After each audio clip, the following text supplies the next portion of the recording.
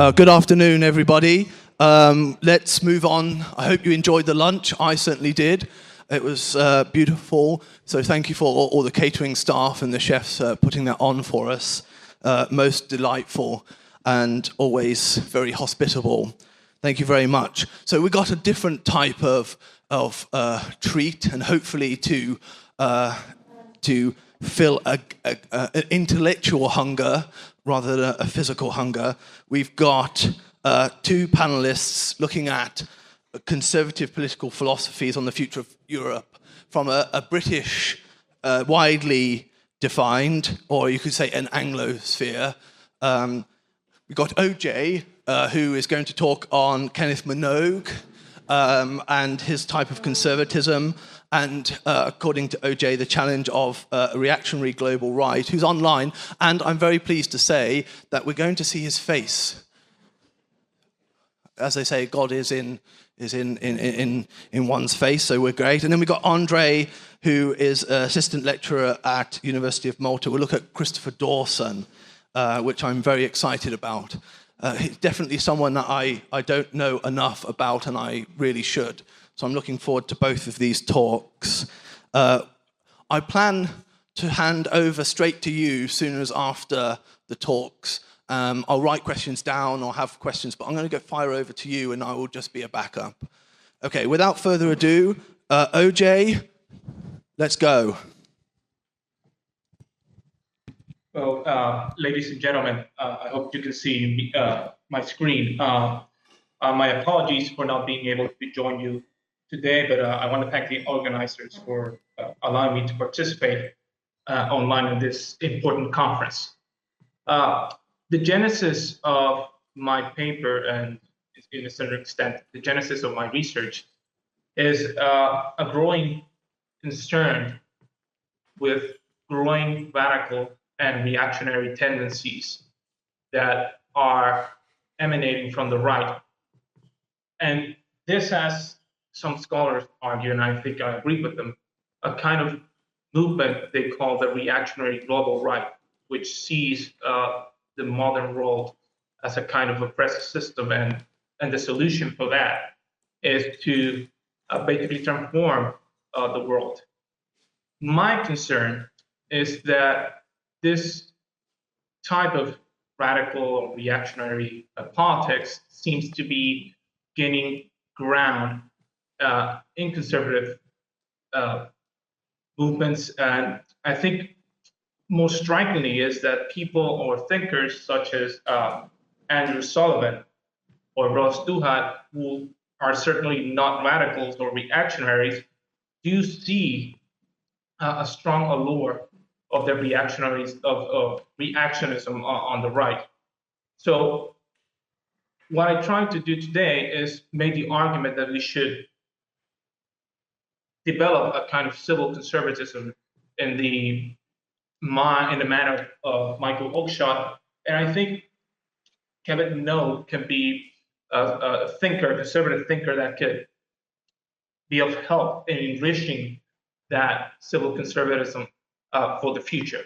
So what I'm trying to do today is just explore several distinct themes that Kevin Minogue shares with the reactionary global right. But he comes to different conclusions. And then I want to end with 6 components I think a civil conservatism for the future should have. One of the areas of converging path is the idea of globalization and free markets. And of course, the relationship between capitalism and conservatism has been always skeptical. And even thinkers such as Sir Roger Scruton, who had certain affinity for the free market, do stress that conservatism is not economic liberalism. Of course, over the past few decades, the growth of the new right has, in certain ways, superseded conservative insight in favor of economic liberalism. But despite this, the conservative new right and many people who, for example, neoconservatives, were also a little skeptical of capitalism and free markets. And I think the best example of this is Irving Kristol's favored two-tiered or capitalism. And his solution, and the neocon solution to this, was to use state power to pursue policies that would create virtuous individuals that capitalism and free markets were damaging. But the new right, the reactionary global right doesn't see it that way.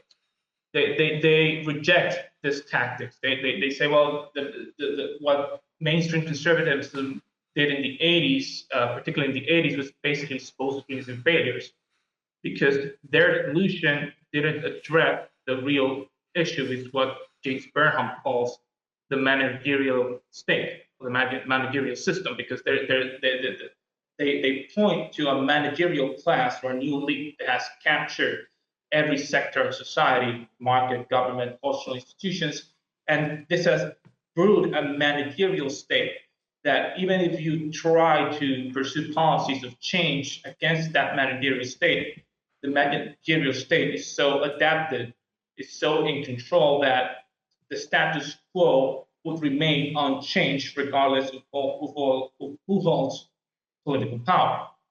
And this is because the reactionary points that mainstream conservatism has been assimilated by the regime of the left, by the managerial state. And the reason for this assimilation is that the managerial state and the solutions that they propose, they are basically perpetuating that control of the managerial state. So what happened in the 80s and the early 90s, the heyday of new right politics, was basically a failure. And that failure for the reactionary global right is showcased on liberal globalization, because liberal globalization is the morphing of the managerial state from a domestic to the international. So in the reactionary global right, we see one of the foremost and interesting critiques of liberal globalization on two grounds. First, the economic effects of global capitalism, the unemployment, the huge inequality that is growing across particularly Western countries.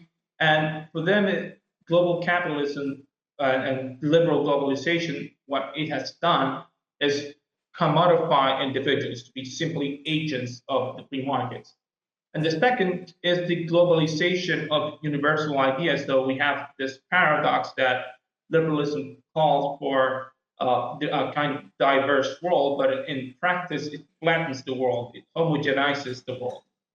So the reactionary global right points this critique of liberal globalization as an interesting critique of liberal globalization, but other conservative thinkers, and Karabinov included, were also very critical of the globalization phenomenon. Before I delve into his critique of globalization, I want to adopt a dichotomy that he makes. He makes a dichotomy of economizing societies against politicizing societies.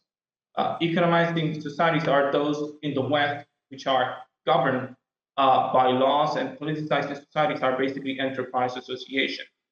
This is crucial because he rejects the idea that we can conceive of global capitalism as a single phenomenon. So he points that we have market economies which are Western, economizing, and we have highly controlled economies which are politicizing, and they are the rest of the world. This dichotomy is crucial because he uses it to distinguish between two types of globalization. One is economizing globalization, which he accepts, which he sees as the Western approach, although he warns of the risk of market fundamentalism, and he argues that there are certain cases that government can be used to stop this economizing globalization, but he never sets a framework for doing this. But what he opposes most deeply is not economizing globalization, but is politicizing globalization, which is an advocacy for global government to supersede national sovereignty, guided by this thing he calls Olympianism, which is this it's a kind of mentality that disdains the nation state, disdains national identity, and prioritizes internationalism over the national. And what makes Olympianism an interesting ideology is because Olympians are morally superior to the rest of us because they possess a kind of superior wisdom how to address global challenges, and they use tools such as international law, human rights, NGOs to spread this global governance around the world. And this, and here we find another a converging path with the reaction of global right. A new oligarchy is being grown at the international level that is dominating this politicizing globalization. Another area of shared themes with the RGBR movement is nationalism, is the Nat Khan movement. I just don't, I'm not going to delve in to Nat Khan, but what I want to do is explore two themes that I think they converges with Nat Khan. First is national identity. He sees ideology, Olympianism in this case, as encroaching around national and supranational levels, the idea of national identity.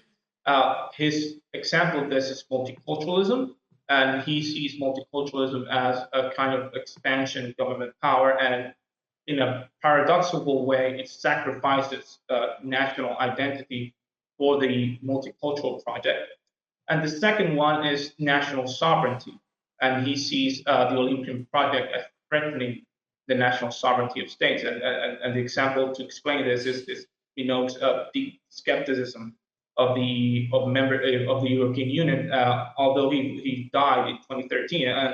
I have no doubt that he would have been a leaver had he been alive during the time of the Brexit referendum. Despite this, and there are some divergencies with the Nat Khan movement.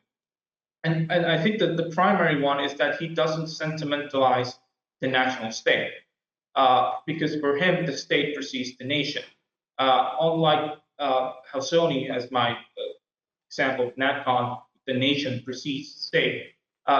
Minogue's concern for national identity and nation states is not due to nationalism, but basically to his concern for sovereigntism, of the sovereignty of states that have evolved through history and the national identities that has formed within those states. And the second area of divergence is a rejection of nationalism. He doesn't want to conflate nationalism with patriotism. He sees nationalism as a kind of ideology that leads to radical societal transformation. He sees it as subsuming individuality into the collective will of the nation. And fourth, he argues that nationalism in the end abolishes politics, because for him politics is a kind of conversation where disagreement and conflict occurs. Fifth, the struggle for the nation's unity means a constant politics of identifying new oppressors. And sixth, he sees nationalism as replacing long-established institutions. So for him, nationalism is a direct enemy of conservative politics. So we see here two themes. There are other themes that I could choose.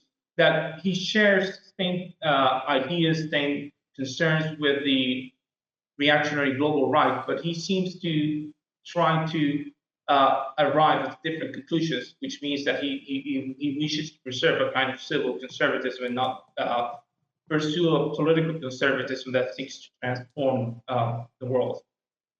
So this brings me to the crux of my paper, is how can we construe a conservative response to our modern world that avoids the RGR movement, but also is not confused with market liberalism.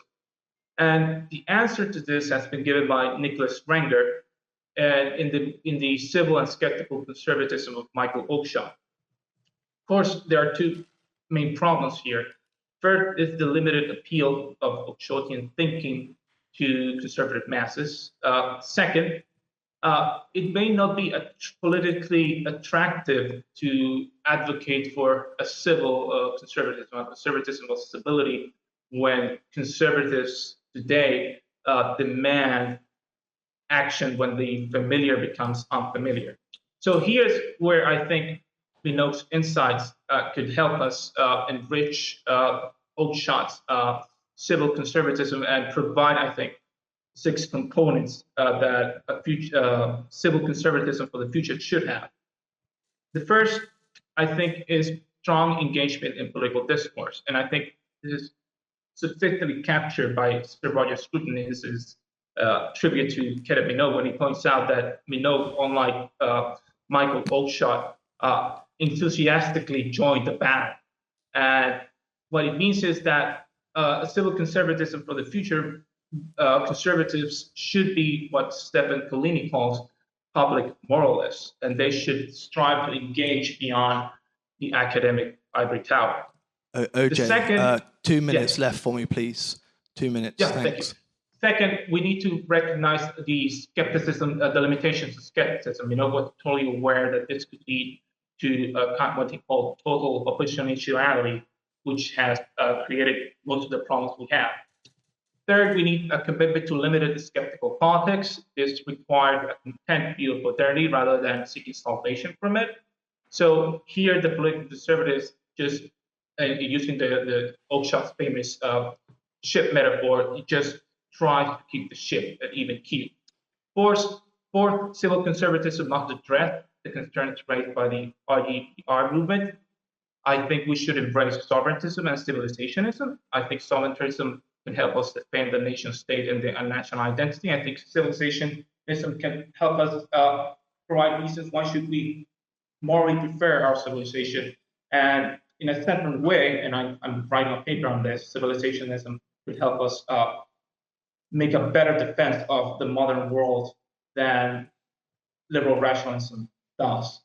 Fifthly, we need to differentiate between economic liberalism, and I think Minogue's critique of Hayek, basically that he makes an instrumentalist defense of free market capitalism, is crucial here.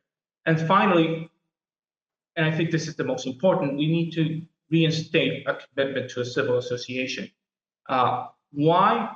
Because I think the civil association is the established, inherited, and individualist way of life we have. And Michael Oakeshott agreed that this was the main concern for political conservatism.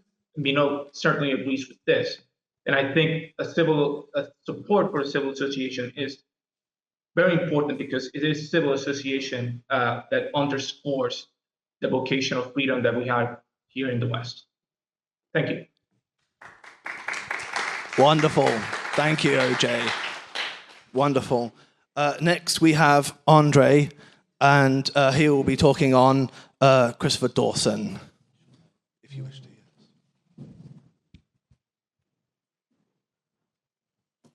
Thank you very much. It's good to be here this afternoon. I'll be talking a little bit about Christopher Dawson and the history of Europe and how some of his work can give us some insight into the debate on culture and identity in Europe. 70 years after Christopher Dawson published the book, The Making of Europe, the Catholic University of America published a new edition with an introduction by Professor Alexander Murray from University College, Oxford. Murray poses a very interesting question. Why is it that Christopher Dawson's work remains relevant when each of the 14 chapters in that particular book have been subject to much more intense scrutiny by much more specialized historians? Murray gives us his own interpretation as to why he remains relevant. He says history has a dual nature. History is both a science and an art. It is a science because it employs evidence critically to discover truths and objective truths about the world. And it is also an art because the data it obtains is infinite, and a historian has to choose what facts to put forward and how to balance them in order to strike a chord with his readers or her readers.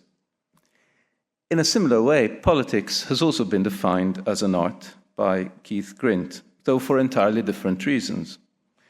Politics is an art because the political processes need to conjure up in the minds of individuals a vision and a rationale for future courses of action. Just like the artist uses a paintbrush to create an image on canvas, political leaders must use imagery and imagination to create tangible visions in the public's mind. And history, or its use and abuse, are very often employed as tools in this regard. The debate on culture and identity in Europe, particularly that pushed by the European Union, is very often paradoxical. It involves pitting the nation against Europe, and yet both the nation and Europe are distinct. Nationalism seeks to unify the nation, to endow it with a distinctive individuality, and to make it free and autonomous, thus making the nation the supreme object of loyalty and the sole criterion of government. And yet, the essence of the European project, if it can be called so, stands somewhere between national revival and global cultural aspirations. On a political level, the paradoxes go even further. There is an attempt to have a Europe of nation-states, as it still is, which tries to transcend the nation-state by using the same language of the nation-state, be it through symbols, the flags, the anthem, the currency, ritual, the joint elections we've just had, or through the attempts to create a shared narrative. And these shared narratives are also very often superficial, and they try to ignore large swathes of the past. There are, of course, some issues which also need to be addressed. Though undoubtedly a force in the continent, a force of sorts, the European Union has its limitations, and it cannot just simply be the bureaucratic embodiment of the idea of Europe. Europe is complex to define geographically and politically, and yet it can be discerned culturally, despite the many complexities and difficulties this may pose. And here comes Christopher Dawson. In this paper, I try to argue how his work can inform our discussion on culture and identity in Europe. Dawson is a leading English conservative historian who argued for a close examination of the role of culture in historical processes. He defines culture as a common social way of life, a way of life with a tradition behind it, which has embodied itself in institutions and which involves standards and principles. As Europe continues to question its identity and its history and its future, his work remains remarkably prescient. This analysis tries to understand the political developments occurring in Dawson's time, which were equally challenging and formative for the future of Europe and the development of Europe as it stands today. Born in 1889, Christopher Dawson was raised in a devout Anglo-Catholic household on the Welsh border and developed an interest in Catholicism. He became conscious of the coexistence of two worlds. He lived in the Hertfordshire countryside and the Welsh hills, and he could see the contrast between the English-speaking town he lived in and the Welsh-speaking farmers who visited on market days. He was schooled at Churchill College, close to Winchester Cathedral, and medieval architecture inspired him and played a very important role in shaping his worldview. Much of his youth and adulthood were shaped by the experience of war. His most decisive step to be received in the Catholic Church takes place just before the start of the Great War, on the Feast of the Epiphany in 1914, when he was just 24 years of age. For much of his career, he remained at the margins of academia, working primarily as an independent historian, with brief teaching stints at the University of Exeter and later as the Stillman Chair of Roman Catholic Studies at Harvard between 1958 and 1962. Stewart notes that Dawson's mind matured during the years of fighting and during the 10 years following the Great War. Though he was himself too sickly to participate in the Great War, he was emotionally involved and spiritually embroidered in the Great War along with the rest of his generation. He reads two very formative books, Augustine's De Civitate Dei and Gibbon's Decline and Fall of the Roman Empire, and these two books inform his views. As he saw the world descend into chaos through a European civil war, a global pandemic, and economic depression, he could not help but see some parallels and patterns with the past. And his readings made him aware of the fragility of civilization and culture, but also on the awareness of the difficulties to address these challenges of civilization. For example, he was critical of the Treaty of Versailles, labeling it as simplistic in laying all the blame on Germany, and lacking an intellectual architecture needed to handle the complex causality and acknowledge that others also shared the blame of the war. Together with other historians of his age, the Great War affected him considerably. Dawson rejects the nation as an object of historical study, and much of his work focuses on the role of cultures. He states that studying global patterns of the past from ancient to contemporary times helps him understand and get a wider view of the situation. It allows Dawson to develop a new conception of history, which looks at the past not as an organic mass of isolated events, but as the manifestation of the growth and mutual interaction of living cultural wholes. He sought to show that there's an intimate sociological relationship between religion and culture, with the former functioning as a central dynamic in cultural life throughout history. And so Dawson views Europe not as a project or as an abstract unity, but as a society of peoples. He identifies four main cultural influences which shape this society: Greece and Rome, but also the natives who provide the raw materials of Europe, and Christianity, with its ecclesiastical organization and spiritual influence. Almost preempting what the Catholic Church came to recognize in 1964 when declaring Saint Benedict as patron of Europe, Dawson recognized that Europe became Europe through the work of outstanding figures, such as Saint Benedict and Saint Boniface, as well as the forgotten monks who copied ancient manuscripts or labored silently to bring Christ, but also agriculture and learning, to the peoples of the northern forests, laying the foundation of Europe. The philosophers and secular nationalists who dismiss these periods, the Dark Ages and the Middle Ages, as being barbaric and full of superstition, fail to understand that it is precisely Christianity which tamed these forces of barbarism and superstition. While time is not on our side, the study can't be exhaustive, so I've identified four main points which can help in the discussion, and which help to outline how Dawson's principal thoughts can aid in the discussion on the future of Europe, particularly in terms of culture and identity. Firstly, the Dark Ages, which need to be contextualized since they are pivotal to creating the idea of Europe. Secondly, the point that religion and culture cannot be dealt with separately. Thirdly, that Europe requires a common European consciousness and a sense of its historic and organic unity. And last point, nationalism and internationalism both present challenges for different reasons, of course. In The Making of Europe, first published in 1932, Dawson argues that age, the Dark Age and the Middle Ages, witnessed changes as any in the history of European civilization, and that it was the most creative age of all. It was the age which created the very culture itself, the root and ground of all the subsequent cultural achievements. Nonetheless, unlike other periods, such as, for example, the Renaissance, the achievements of the Dark Ages and the Middle Ages did not necessarily produce brilliant cultural artifacts, but rather much of what was created was an internal organic process. However, instead of an age of barbarism devoid of secular culture and literature, the Dark Ages and the Middle Ages, according to Dawson, were ages of dawn, for they witnessed the conversion of the West, the foundation of Christian civilization, and the creation of Christian art and Catholic liturgy. They were the ages of the monks, the greatest among which St. Benedict, St. Gregory, St. Bede, and St. Boniface, who oversaw the preservation of ancient culture, the conversion of new peoples, and the formation of new centers of culture. And indeed, the monastic tradition still remains an integral part of both Western and Eastern spirituality. Though alien to the secular age, these debates emphasize that Europe was conceived when theological and ecclesiastical issues mattered, and they mattered greatly. Dawson challenges us to think of secularization not simply as a marginalization of religion in public life, but as a rejection of culture, of our culture. It is not merely a loss of faith, but a loss of social interest in the world of faith. And he identifies two reasons why religion and culture are often viewed separately. The first is down to the bitterness of the internal divisions of Christendom, and the second stems from fear of equating the divine values of Christianity with the relative human values of culture. But he describes this as the great error of the Western mind, which continued to be exacerbated by dividing the life of the individual and the life of the state into two separate spheres.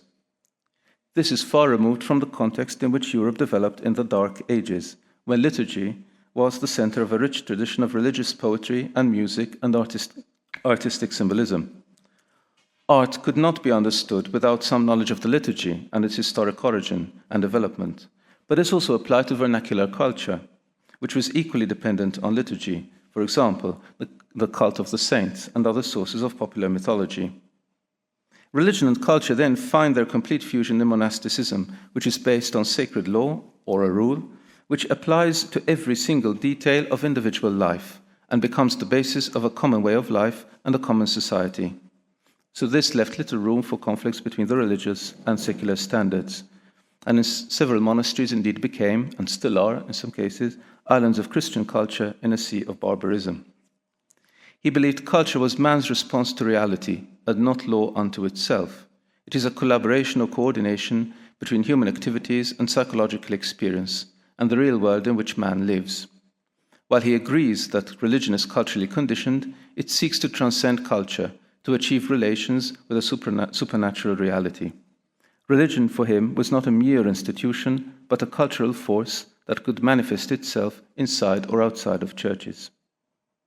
When it comes to the common European consciousness, Dawson posits that if our civilization is to survive, it is essential that it developed a common European consciousness and a sense of its historic and organic unity. He encourages us to look at history not merely from a national point of view, but from a European point of view, to take as much trouble to understand the unity of our common civilization. In terms of shared European consciousness, Dawson seems to preempt the current debates on engaging with the more contentious aspects of European history. The current rewriting of history, or the complete erasure of history, the self-flagellation of a potential past mistakes, based on using the yardstick of the present to judge the past, is a common feature of academic life and public life in Europe. But Dawson strikes a balance in a number of cases, including when he discusses, for example, things such as imperialism. Dawson's work focuses primarily on culture, and therefore he tends to avoid using the nation as the basic unit in history. Indeed, he was critical of this approach. Nonetheless, he was also critical of an oversimplification of internationalism. In his book Understanding Europe, he chides modern nationalism for creating an educational system which teaches men the history of their own country and literature of their own tongue as though these were complete wholes and not part of a greater unity. In The Making of Europe, he's even more critical of nationalism, claiming that the ultimate foundation of our culture is not the nation-state, but European unity. Nonetheless, his is not a rallying call for a united Europe. He recognizes that European unity has never been achieved in political form and may never do so. But instead, it is a call to recognize that through the communion within Europe, between different national cultures, that these different cultures could attain their actual form as it is today. He also decries the nationalism of his time. And remember, we're talking about a period, primarily the interwar period. He says it was nihilistic and it destroyed all the optimism and self-confidence of Western man. Nonetheless, nationality remained an essential element in European culture, since Europe owes its unique character to the fact that it is and always has been a society of nations, each intensely conscious of its own social personality and its own political institutions and laws, but all united by a common spiritual tradition and a common intellectual culture and common moral values. Writing in 1952, he posits that these traditions and values were weakened and undervalued, but not dead. Internationalism also comes under fire from Christopher Dawson. He describes it as being too abstract, with no historic foundation, which consequently provokes a fresh outburst of national sentiment, which in some respects is more excessive than anything that the 19th century ever experienced. Writing in 1952, he muses that in the aftermath of war, efforts are usually made to establish some kind of supranational order, which replaces these abstract ideals of internationalism with a legal or institutional system of relations. Yet these systems always fail to recognize that organic cultural communities exist, thus conceiving state sovereignty in a limited way. To conclude, I would sum up Dawson's contribution as follows. Firstly, he believed that culture, rather than the nation, is the basic unity of history, and that the idea that every nation claims cultural unity and self-sufficiency is the product of 19th century historiography, rather than something which goes much deeper in history. He developed a Christian view of history, arguing that religion is the key to history because it is crucial to culture. its significance extends beyond theological arguments, since it becomes incarnated in culture, since it can exert a permanent influence on human life and behavior. And he believed Europe and its challenges can only be understood if we comprehend the role of Christianity. As this influence diminishes, Dawson's work reminds us that the secularist consensus robs us of the very tools we need to understand Europe, and therefore to engage with the debates on culture and identity within Europe. Ultimately, Europe is a pre-Enlightenment creation that is being analysed, interpreted, and shaped through a post-Enlightenment prism and political order. In many ways, this presents a view of Europe that is skewed, ahistorical, and ultimately false. Thank you.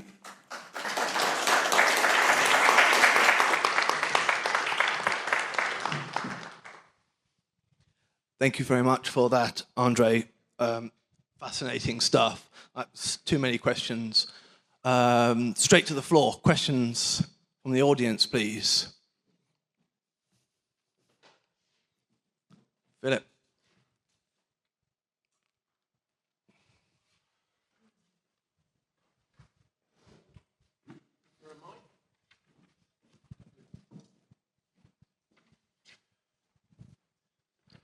Yeah, thank you very much. I was very struck by the first presentation and the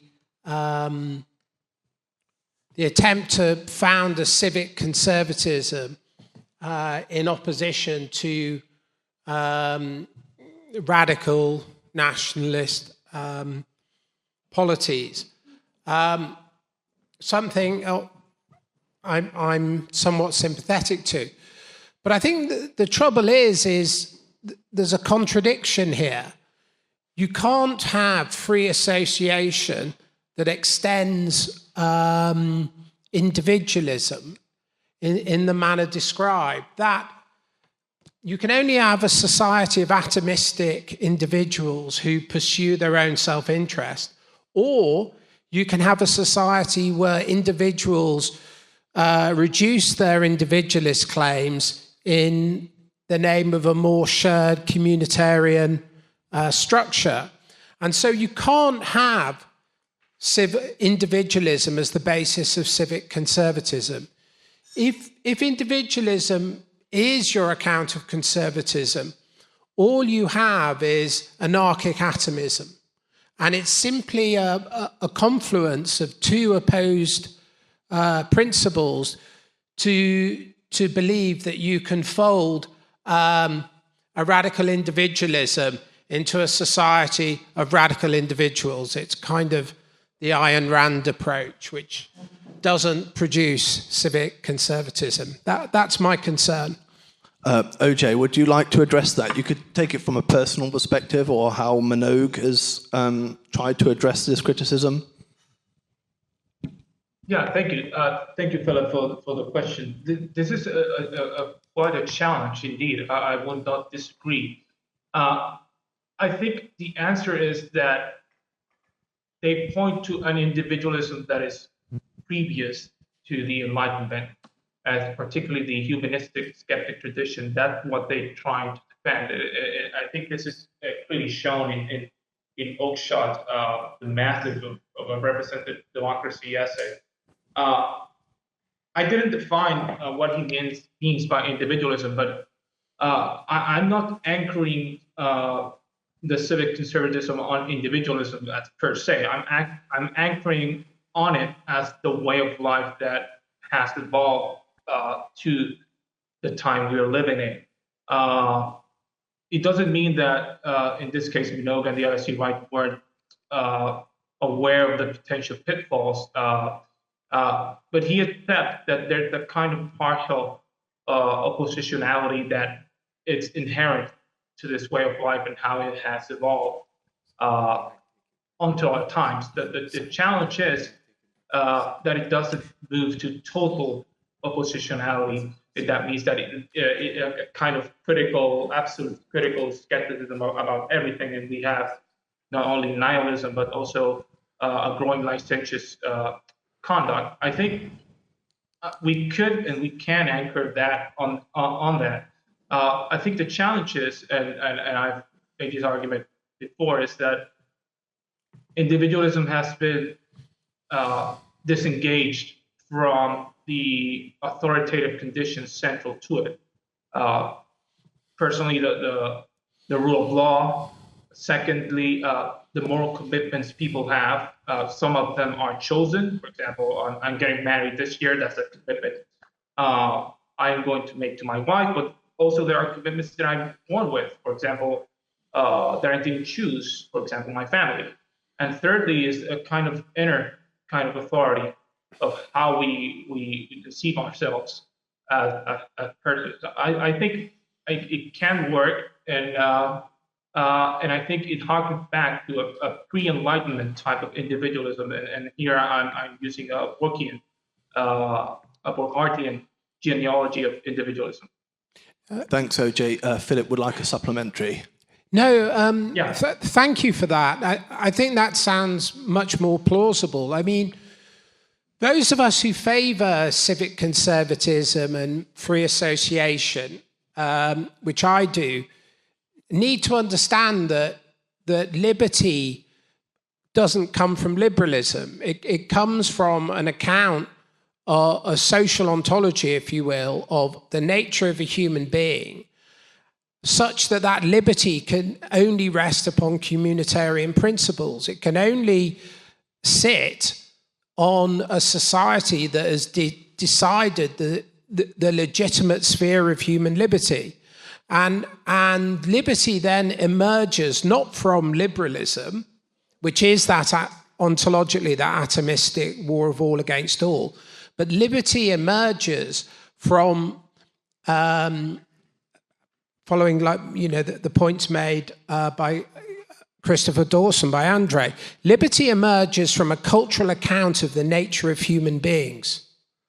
And that what secures that nature is the communitarian settlement within which human freedom in that society can express itself. Might that be the proper way to think the foundation of a civic conservatism? OJ, could you just respond to that briefly, because I've got two more questions coming. What I would say is I don't want to fall into the well of communitarianism. I think I don't agree there's a dichotomy between liberal individualism and just communitarianism. I think there's a kind of middle way approach, and I think that's what Minogue says. But just briefly, I agree that liberty is not necessarily simply negative liberty, and Minogue in an essay called "Condition of Freedom," he says liberty is capacity to be exercised, and which required kind of moral values, and this is where his civilizationism comes in, and he points that is that moral virtues that individuals in the West have, this capacity to be free that distinguishes the West from the rest of the world. Thanks, OJ. Mario, please, your question.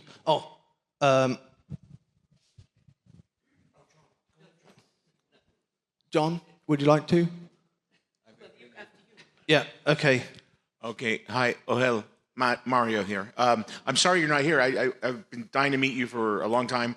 And also, because my presentation, which is next, basically takes the opposite view. I think we should embrace the reactionary global right. And I say this as someone who was raised thinking about the need for mainstream or a civil conservatism. But the first time I saw Jeb Bush go up against Trump, I realized that conservatism is dead. And that conservatism is what's gotten us into the predicament we're in today. And so I guess my question to you is how much of a threat can the, RGR be when compared to the threat of the center left, which dominates, not just the center left, the radical left, which dominates all the mechanisms of power, all the hallways of power, all the institutions of government? Isn't that a greater threat? And shouldn't we basically be pushing back against that? Thanks. Thank you for the question. OJ? Thank you, Mario. In this sense, I'm with Mark Lilla's book, The Shipwrecked Mind, in a sense that I don't downplay the threat that the left has, particularly as it has evolved, particularly since the 90s. But I think the answer is not an appeal to those kind of radical reactionary politics. First of all, because I think it asks too much from politics, and it envisions a vision that, I'm sorry to say, it just people are going to reject it. It's a vision that that people will not accept, and it will. I know that certain politicians, Trump in the case of America, has strong possibilities of becoming the 47th president of the United States again. But in the end, has Trump created the conditions for sustained conservative success in the United States? I would answer no, because regardless if he has, the Republican Party lost the 2021 election, the 2020 election, the 2018 election. So Trumpism is not creating the conditions for sustained conservative success. So I don't think that we should go there and ask too much from politics, because it would not create the conditions for changing that. I think the answer, and this is incredibly politically uninspiring, is that sometimes, and I don't want to sound so pessimistic, sometimes we should step back and work through civil society to achieve this, and not use state power to achieve this. Thanks, OJ. We've got John, and then we've got Ferenc. Thank you very much. First of all, let me say, just a side reply to Mario. Trump against Jeb Bush, yes, I can see that you'd reach the conclusion you reached. Trump against either Reagan or Thatcher, I'm not so sure he would have come off so well, and I don't think it's because of the subsequent decay of a tradition. I think it's something to do with personality. Now, I've enjoyed both papers, and I suppose my question could be answered by both speakers, but I'm not so well informed, indeed not at all, about Dawson, and other people here much more knowledge about Oakeshott, but I did know Ken Minogue very well. In fact, he wrote, he gathered a book to present his own views of this with a number of essays called Conservative Realism, and that's the title that he gave his own philosophy. Now, and it's on this point that I want, on the question of nationalism, I want to suggest that there is a somewhat more favourable view of nationalism to be found within Ken, and secondly, others, and also within the tradition of conservative realism. Of course, they were completely opposed to, he was a friend of Kaduri, whom he drew on very considerably when he was attacking what you might call the theory of nationalism, which is it pretended to supply a criterion of nationhood and to insist that all states should be based on that. He didn't, but he did take a friendlier view of what you might call taken for granted nationalism, which is you can say it's patriotism rather than nationalism, but to be candid, I think it's a mistake to think you can draw too sharp a line between patriotism and nationalism. It is true that there are several varieties of nationalism which are open to very severe criticism, to which, and one of them would be, in my view, the ideological version of American nationalism, and the ideological version of European nationalism, which is currently being manufactured in Brussels, and which, as Ken points out, becomes the enemy of the actual everyday taken for granted and domesticated nationalisms of individual European countries. And I think that he accepted those not as only as desirable, but as necessary elements, picking up really point of Phillips here, in maintaining any kind of serious national attachment. Thank you, John. OJ, could you address John's question succinctly? Because I've got 2 more questions lined up I'd like to get through. Well, it depends how you, of course, conceptualize nationalism to be. What I would say, I think it's more sovereigntism in the case of his position on Europe, which I certainly believe he would voted leave in 2016. I think there's in the late Minogue, he adopts a strong emphasis on the Anglosphere world, and he contrasts the Anglosphere with Europe, and he sees the Anglosphere in a more positive light. I would agree that he has a concern for the nation state. He has a concern for national identity, but I think I wouldn't call that nationalism.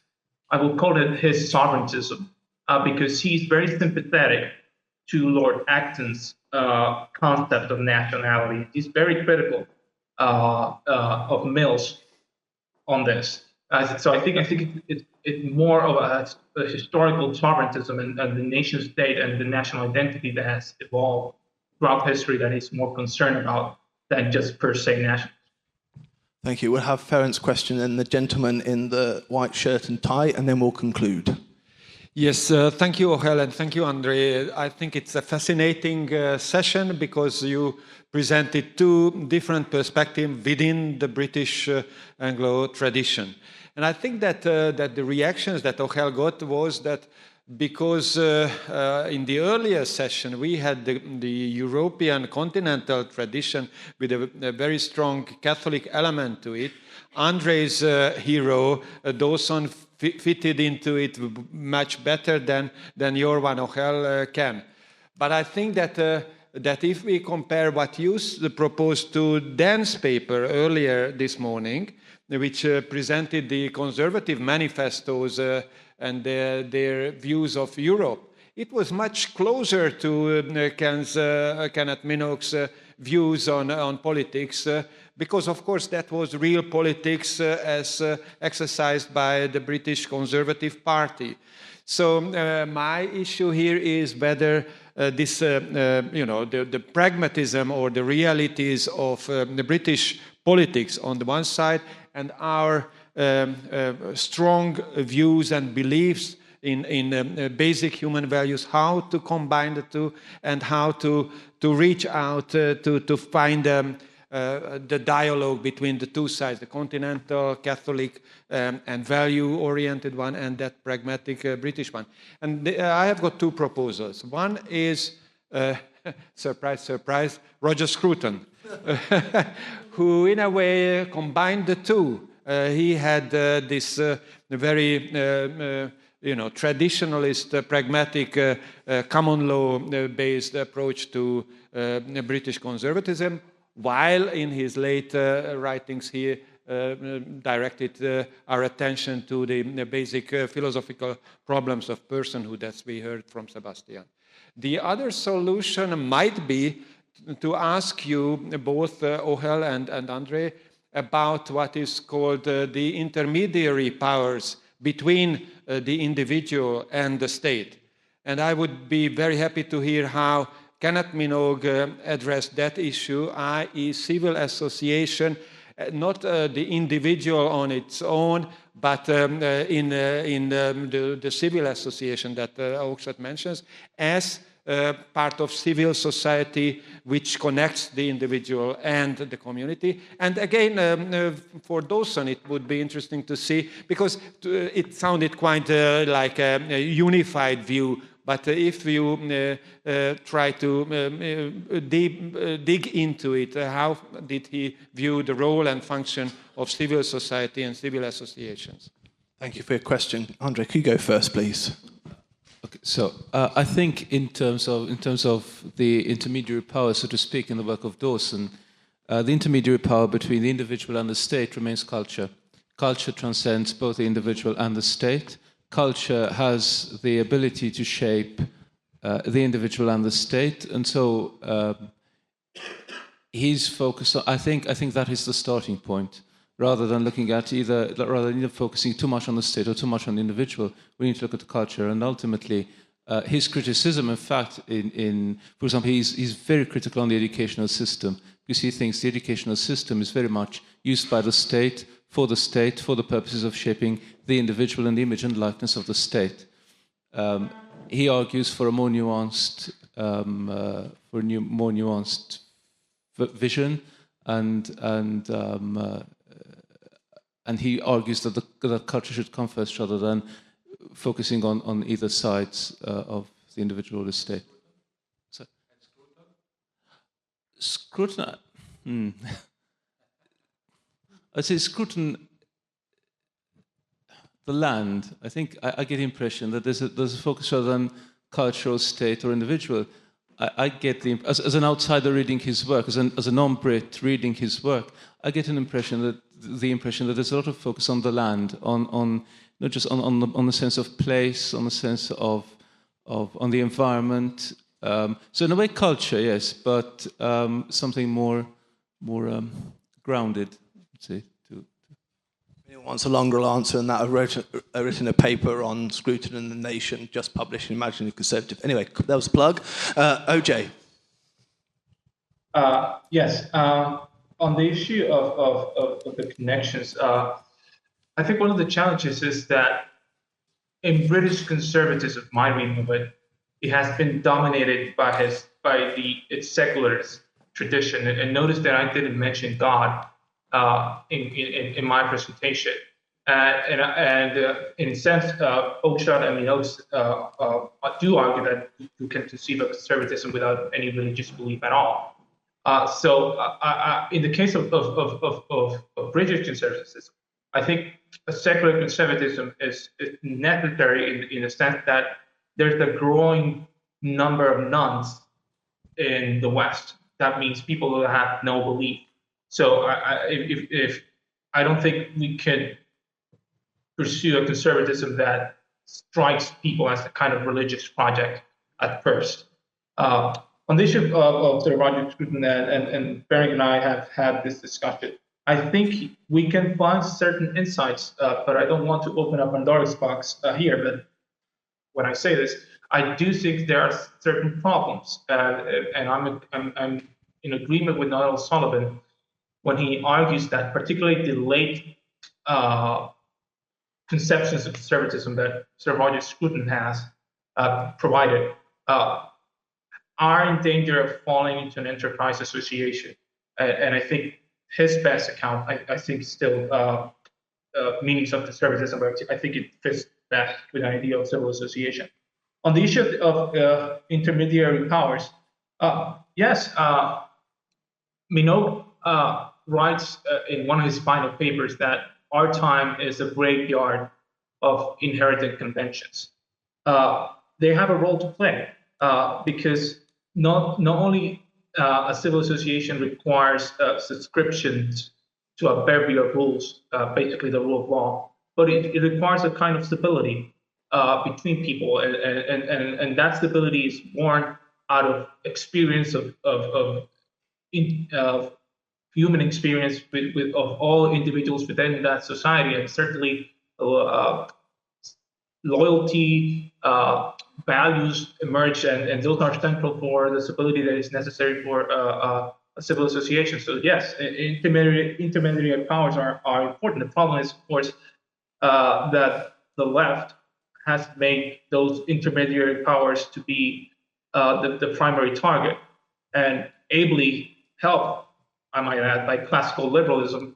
And then classical liberalism laments that state power is growing because once those intermediary powers are taken out, then a host of social and moral problems emerge, and then the answer to those problems the left takes to be state power. So in a sense, classical liberals are also at fault for, in a certain way, affecting the civil association. Thank you. Last question of the session, please. Thank you for a very informative, thought-provoking discussion. I just thought I might throw in some thoughts from the New World, if you like, from Australia. Where I think these issues, we wrestle with the same issues, but in quite a different framework, and there's no as yet no idea of a united Asia Pacific in a Asia Pacific Union, thank goodness. But I think the thing I've been wrestling with, and Victor Hansen's book on citizenship recently really crystallised my thoughts on this. How do you, in a new world country like Australia or the United States, how do you build a sense of common identity? Because you don't have a history that goes back to the Middle Ages and before, and you have increasingly, in Australia too, a very, very diverse society. 31% of people in Australia are technically migrants. That's higher than Switzerland. I think it's Luxembourg's the only country in Europe which is higher than that. So how do you build that into a community? And it comes back to this notion of citizenship built on, classical liberal principles of privileges and responsibilities attaching a freedom. And I'm interested with Philip's comments on this, because the word communitarianism is, I had to look it up, it's not something that's in common currency in Australia, but nonetheless there is a strong feeling of the essence of that, in that we feel a responsibility to our citizens. People let people in queues. The two rows of cars merging, everybody takes turns, all those things that are nice about the place. Now, the threat to that, and I'll come to the point very quickly, the threat to that I see is not the nationalist right at all. It's the progressive left and this increasing invasion of identity politics, which breaks with the principle that every citizen deserves equal respect, that gives special privileges to some and not to others. And associated with that, this internationalism, this sort of pan-nationalism, which you see in the European Union. I see that as the big threat, and far from being the centre-right. And I see the reaction here as pretty much based on that same instinct. Great, thank you. Just in a couple of sentences, Andre, would you go first, please? Okay, so I think the challenge in the new world would be, certainly I wouldn't be one of the persons to champion a sort of the creation of an artificial national identity and so on and so forth.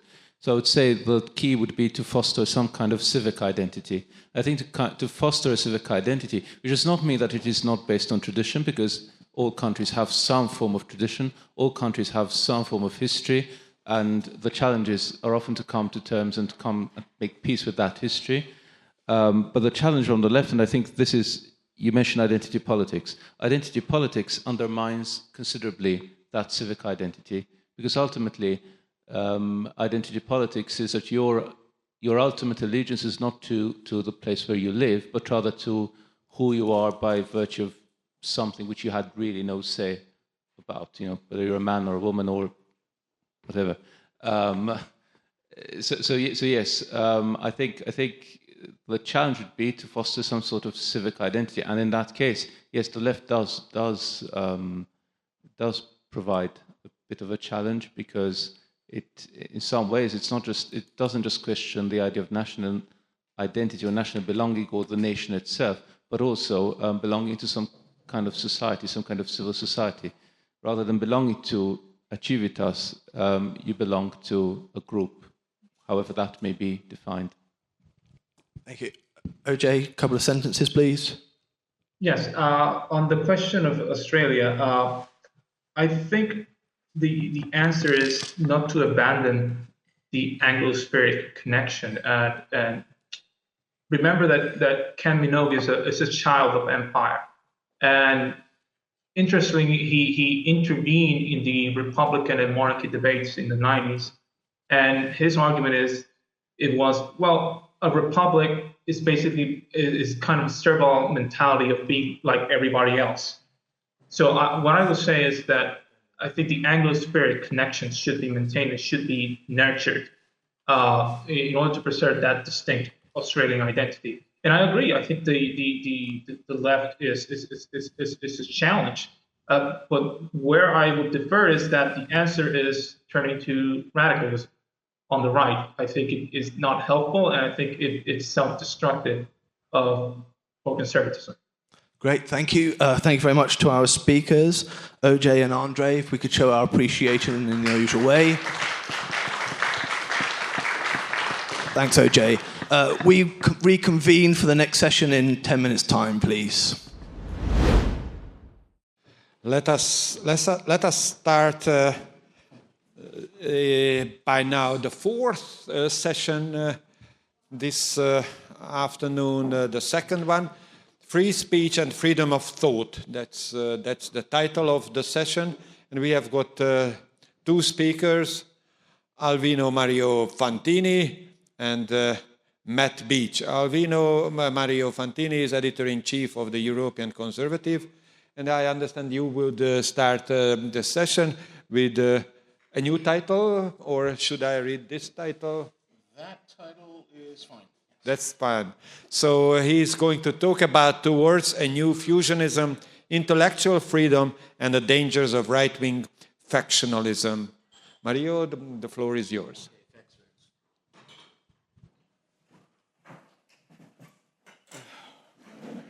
Hi, everybody. All right, let's see what happens. Good afternoon. Let me give you a bit of a heads up. Oh, by the way, for the people keeping track of time, you might want to set me for 20 or 25 minutes. That's what I've timed myself at. I don't know if anybody's up there listening to me, but all right, whatever. I'm going to give you a heads up that my comments are not going to be very optimistic about conservatism in general, and might even come across as a bit negative. But what I'm about to say is really, I think, my honest assessment of what I've seen over 20, 25 years of looking at and analyzing and talking about European conservatism with different practitioners and analysts, and also working as a right-wing activist myself. Still, I beg your indulgence because I'm going to simplistically outline some basic trends that I've seen and describe some of the weaknesses as I see them on the right, and then try to convince you that some urgent changes are necessary. So my first section of this speech, I'm not going to read it, but I do have a script that I'll generally follow. The first section is called The European Right, Ineffective and Impotent. And I do see it as ineffective and impotent, mainly because we've lost so much in terms of our cultural inheritance, in terms of our traditions. And despite the appearance of some very interesting new political actors and social movements that have emerged, we just can't get our house in order, it seems. Now, part of the problem, I think, is that conservatism, as Russell Kirk and others have taught, is necessarily non-ideological, meaning that there's no overarching formula or umbrella, there's no one house or school into which we all can fit. And in fact, conservatives resist joining mass movements. We don't like that. We like the particular, we like the rootedness of our lives. We resist being aggregated into a larger body. We prefer diversity, locality, subsidiarity, etc. But another reason that the European right is ineffective, as I see it, can be expressed in four ways. And let me go through these. First of all, I think European conservatism is and has long been burdened by a statist mentality, by statism. Now, it shouldn't be a surprise. We're in Europe, and that is the tradition here, unlike in the US, where everything, or much of the things we see over there, emerged ex nihilo, out of nothing, from the grassroots up, and were built up. In Europe, the reliance on the state is centuries old. And whether it was a monarch or later a nation state, there is that heavy reliance on the state. There is that tendency to look towards the state regardless of your political opinions. The state is that thing, that entity that allocates resources, that provides funding, etc. I think this has led to an inability for a lot of conservatives to conceive of reforms that basically hack away at the state. I had a discussion with Germans a few weeks ago, very conservative right-wing Germans, and they balked. They were appalled at my suggesting that maybe the German state needed to be trimmed a little bit. No, I mean, they're part of that Hegelian legacy where the state is that entity that does things for everybody. There's a fetishization of the state, I think, across the European right for many parties, not all, for many groups, I mean. The statist mentality also makes it difficult for the emerging right to achieve things in two other ways. First, I think it makes Europeans particularly risk-averse. since they've been raised on some public sector largesse or weaned on the idea of consensus and stability, and they're accustomed to not taking unnecessary risks, I think it impedes that entrepreneurial spirit. It impedes the animal spirits from flowing. It prevents them from doing things new and breaking models and starting things without reference to the past. Second, the statism, I think, makes it unable for people to conceive of starting a project without massive funding. I'll give you an example. A few years ago, a conservative Austrian said, I'd like to start a think tank. And I understand you've been involved with the creation of several ventures. I said, sure, I'll help you. I took a look at his draft proposal. He was asking for 10 million euros. I said, what's all this for? He goes, well, of course, I need a fancy office in the middle of Vienna, and I need a couple of secretaries for all the meetings I expect to have, and then I need some analysts. And I try to convince him of the American approach, which is you start in your parents' basement or the garage and you start scaling up little by little. He wouldn't hear of it. He eventually got the money from some German noble. So that's the way it is. Anyway, I think these things hamper and limit what we can do on the right in Europe. One final remark on this, the statist mentality that I've been describing in very rough sketches. It is not, as some of my critics have alleged, a consequence of me being an American or having been born there and raised there. It is not a reflection of an Anglo-American bias. I say that because I think many of you know there is a long tradition of anti-state thinking in Europe, going back to Salamanca, right? Or the Germans with before the Ordo liberals too. There's a tradition. Some of you might have heard of Franz Oppenheimer and Der Staat, the state, which is an analysis from 1908. I couldn't remember the date, where he looks at the foundations and origins of the state and basically finds the state illegitimate. So there is a healthy tradition in Europe that is not influenced by the United States and is not a consequence of my own American upbringing. And I think those on the right in Europe have to recuperate that tradition, or at least go back, read a little bit more, and get inspired by that. Second, I think there's a fundamental distrust here in Europe of others, bred over generations and centuries, not just of those beyond our borders, but also within our own countries. This kind of immature unwillingness to collaborate and cooperate. Now, I say that having moved to Europe in 2005, and at that time, I met some French conservatives. It was French and Spanish. And then the next week, I went to Spain, met some Spanish conservatives. They were talking about the same problems. I said to one group, hey, there's a group in Paris you should meet. And I said, no, they're French. We don't. And so I was like, what? But forming coalitions is part of the task you have before you. The left's been doing it for decades. You on the right have to do it. Now, much of this, thankfully, has changed, in part thanks to the leadership of this country, which has shown the way to collaborate and create coalitions and alliances. But I put down, we have to think like Hungary, think nationally, but act globally. We need more of that. And just a couple more examples of where we're going wrong in this regard. Look at France after the elections just recently. What has happened there on the right? Just the infighting between LR and RN and Reconquête. And then I heard Zemmour was purging people from his own party who dared to even suggest to him that he should collaborate with Marine Le Pen. I mean, it goes on and on. That's ridiculous. I think the time is ripe for a real serious attempt to work together with others. This inability to form working coalitions and alliances that can effectively defend our civilization, the Western humanist tradition, the West in general, and the intellectual freedom that undergirds it against a host of more important enemies worldwide is, I think, one of my greatest frustrations. One quick side comment. It's true, things are slowly changing. We have CPAC here in Hungary, CPAC in other countries too. There's a Vandenberg meeting. There are other groups and gatherings. This one is an example, a small example, where people are coming together from different conservative right-wing traditions, but much more is necessary, so much more.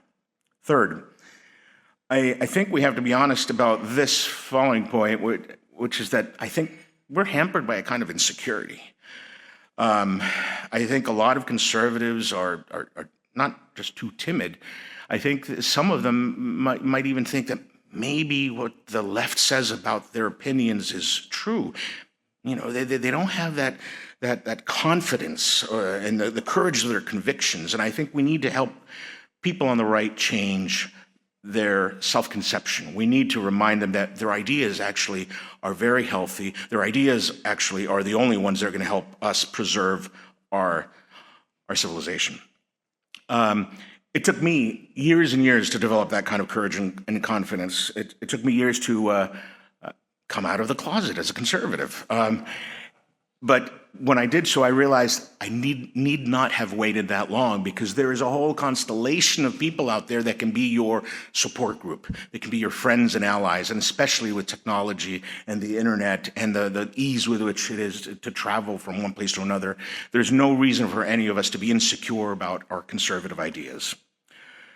Now, this insecurity leads to my fourth point, the incapacitating effects of that desire to be accepted. You know, not only are you insecure, but then you also want to be accepted. You want to be invited to the right clubs. You want to be where the prettiest women or the most handsome men are. You want to be where the richest people socialize. You want to be accepted. And so you do everything possible to not seem outré or beyond the pale or extreme. So you kind of tone down your discourse. You tone down what you're saying. And I think this hampers our ability to be effective conservative activists. It leads to a kind of self-censorship and self-sabotage. And I think it's time that attitude stopped. We need to remember and remind each other that the left and also the center or the mainstream will never, ever, ever accept us. We used to think this way, and this led to my question to Ohel. I mean, for decades we thought, well, if we were only just more polite and try to reason a little bit more eloquently and outline our arguments to the mainstream and to progressives a little bit more, with more delicacy or more astuteness, then they will accept us. No, they will never accept conservative ideas. That is over. And they will always call some of us far right. So let's try to stop seeking their acceptance or their approval. So that leads to my next section, which is titled Against Mainstream Conservatism, or in Ohel's or OJ's term, civic or civil conservatism. So I argue this because I've seen what has happened so many times when the right gets elected or gains power. Many of the candidates who were stridently conservative or right-wing become prime ministers, become presidents, achieve some kind of position of power, and then what happens? They kind of move to the center. They start playing to the center, and then they say, well, Mario, you have to understand, electoral politics is one thing, but governing is different. No, nonsense. Enough of that, too. And again, the example of Marine Le Pen looms large here, because what she's done, I think, also has upset me a great deal in terms of her distancing herself from certain elements on the right in France. And there's scores of examples from the Tory party in the UK, as we know. And never mind the EPP or all their member parties, popular parties of Austria or Spain, completely useless parties. They're all mainstream, and they're very proud to be mainstream conservatives, but completely useless. Where are those who stay committed to principles when they're elected? Whose rhetoric does not change from campaign to governing? I don't know. They're few and far between. Farage, perhaps. We'll see. Too often, the conservatives, once in power, remove a mask, it seems, and become seekers of consensus. And position themselves as healers of the country, trying to end the divisions and bring everyone back together. But that requires for them to play to the center again. So now I'm just repeating myself. Worse yet, some of those once in power choose to attack those on their right flank. And I find that inexcusable. So a couple examples. Great skittishness on the European right about Thierry Baudet and the Forum for Democracy in the Netherlands. Thierry, an old friend from academic days, but a known Putinist, so people will not talk to him.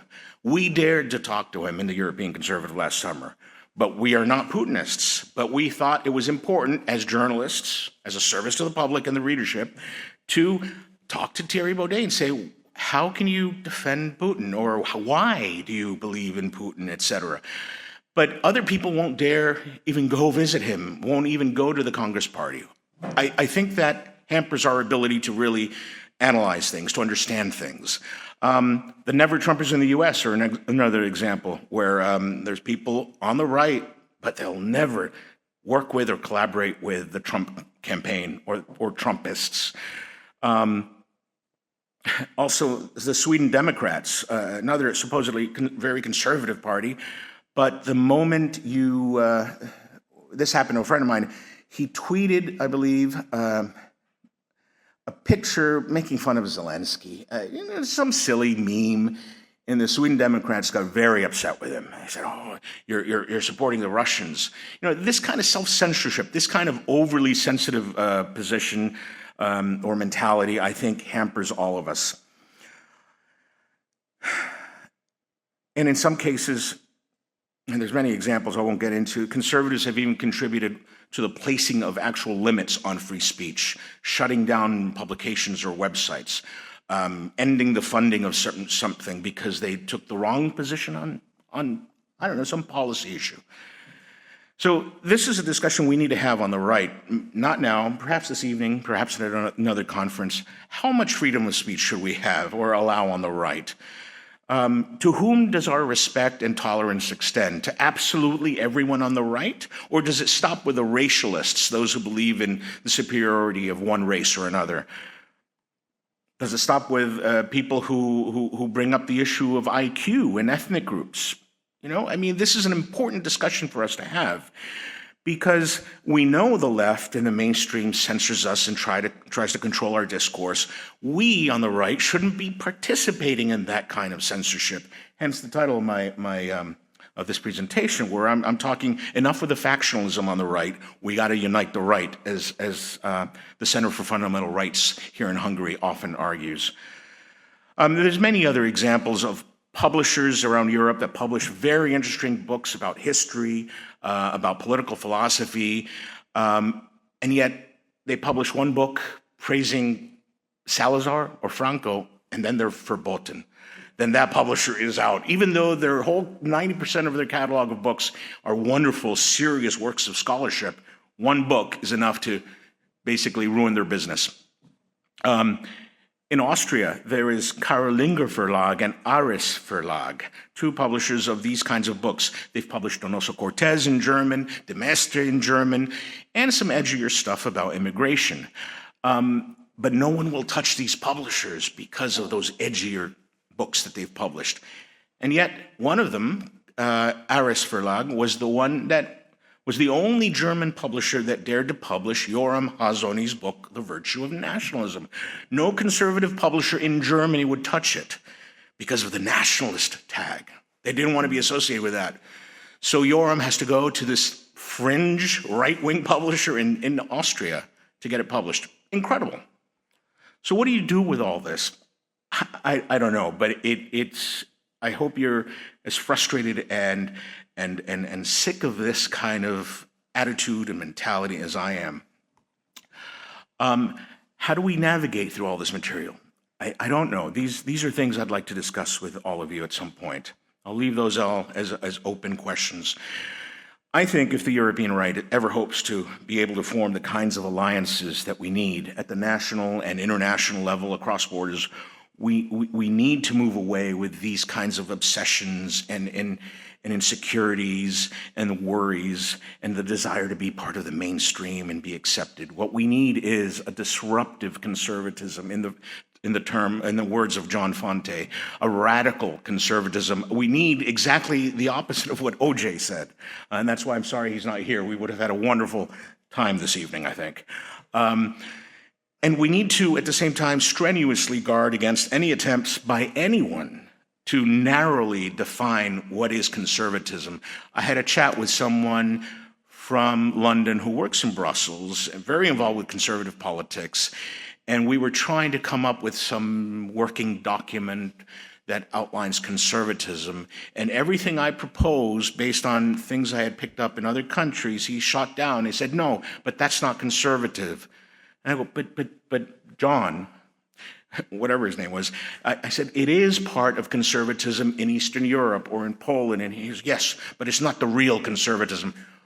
Who the hell named him the arbiter of what is and is not conservatism? I have no idea. But that's what I'm railing against here. And pardon the passion, I can't help it, I'm Latino.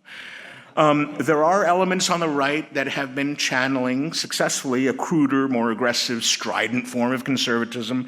There's a new journal in France called La Furia, The Fury. And it's quite amusing and vulgar. There's cartoons, semi-pornographic cartoons, but they make a political point. It's not just for the pornographic aspects. But, this is a new form of conservatism that's emerging, and not just in France, everywhere. It's time we stop treating the fringes, the alt-right, the far-right, as the uninvited guests at the dinner party at home. We should treat them more like the eccentric uncle who shows up unexpectedly for the dinner party. They're part of this thing that we call the right, that I call the right. One more thing, keep thinking of Farage in Britain, and I'm delighted to see that. I see Farage as exactly the kind of candidate we need, a disruptive conservative who's going to confront the administrative state. He's a Trumpian character. But the following was written in Cap X a week ago by a friend, a conservative, and he said, quote, "Voters and pundits should think long and hard before picking up the sledgehammer of the Reform Party. Smashing everything to pieces in the name of making a difference rarely goes well. The reinvention of the Republican Party that followed the rise of Trump offers us a cautionary tale." Nonsense, end quote. Nonsense. That's exactly what we need.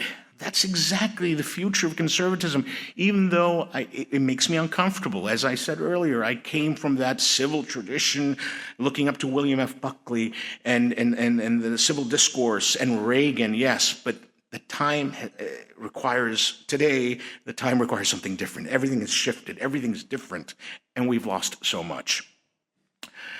I'll get to my conclusion. So this new fusionism that I talk about, or that I'm use as part of the title, is really inspired by two things. First, the fusionism of old. Some of you have heard the term before. It was that unwieldy coalition between social conservatives or traditionalists, libertarians, and anti-communists that were brought together by people like William F. Buckley, but also Frank S. Meyer and others. And I did bring a prop. I love props.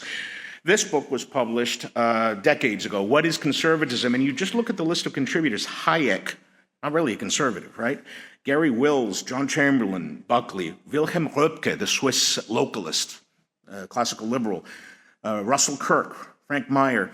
That was the old fusionism, but it should inspire us today to seek and forge a new fusionism. One that it wouldn't be the same coalition, but it would be a coalition and an alliance of all those different factions and groups on the right. Like I said earlier, stop demonizing certain groups on the right, bring them into the fold, and let's form this grand alliance so that we can counteract and fight back against the left. The second reason that I was inspired to propose a new kind of revamped fusionism was the following. I've been reading more and more about Cold War history and some of these transnational networks that were formed to fight the communist menace in all sorts of countries and regions. And there's some fascinating groups. Here's my second prop. This is one of 3 or 4 books that I know that touches on this topic: Transnational Anti-Communism and the Cold War. Now, there were groups set up, not all of them by the CIA. Some were spontaneously formed by different businessmen and concerned citizens.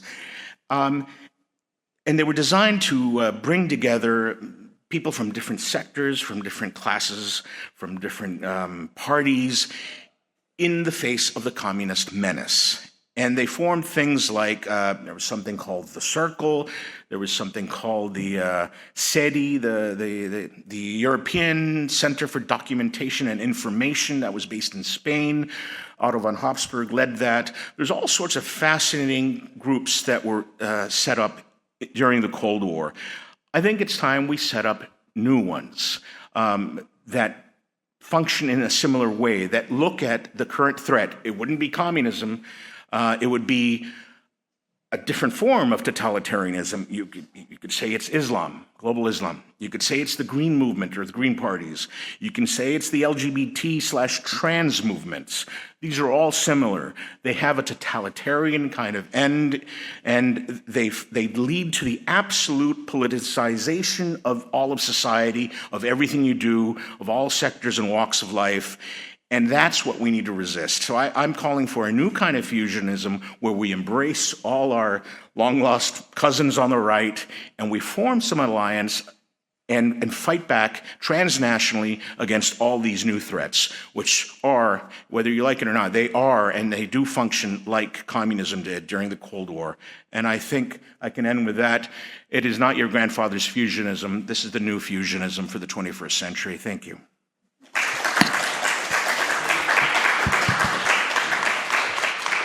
Thank you, Mario, for this lively and engaged talk.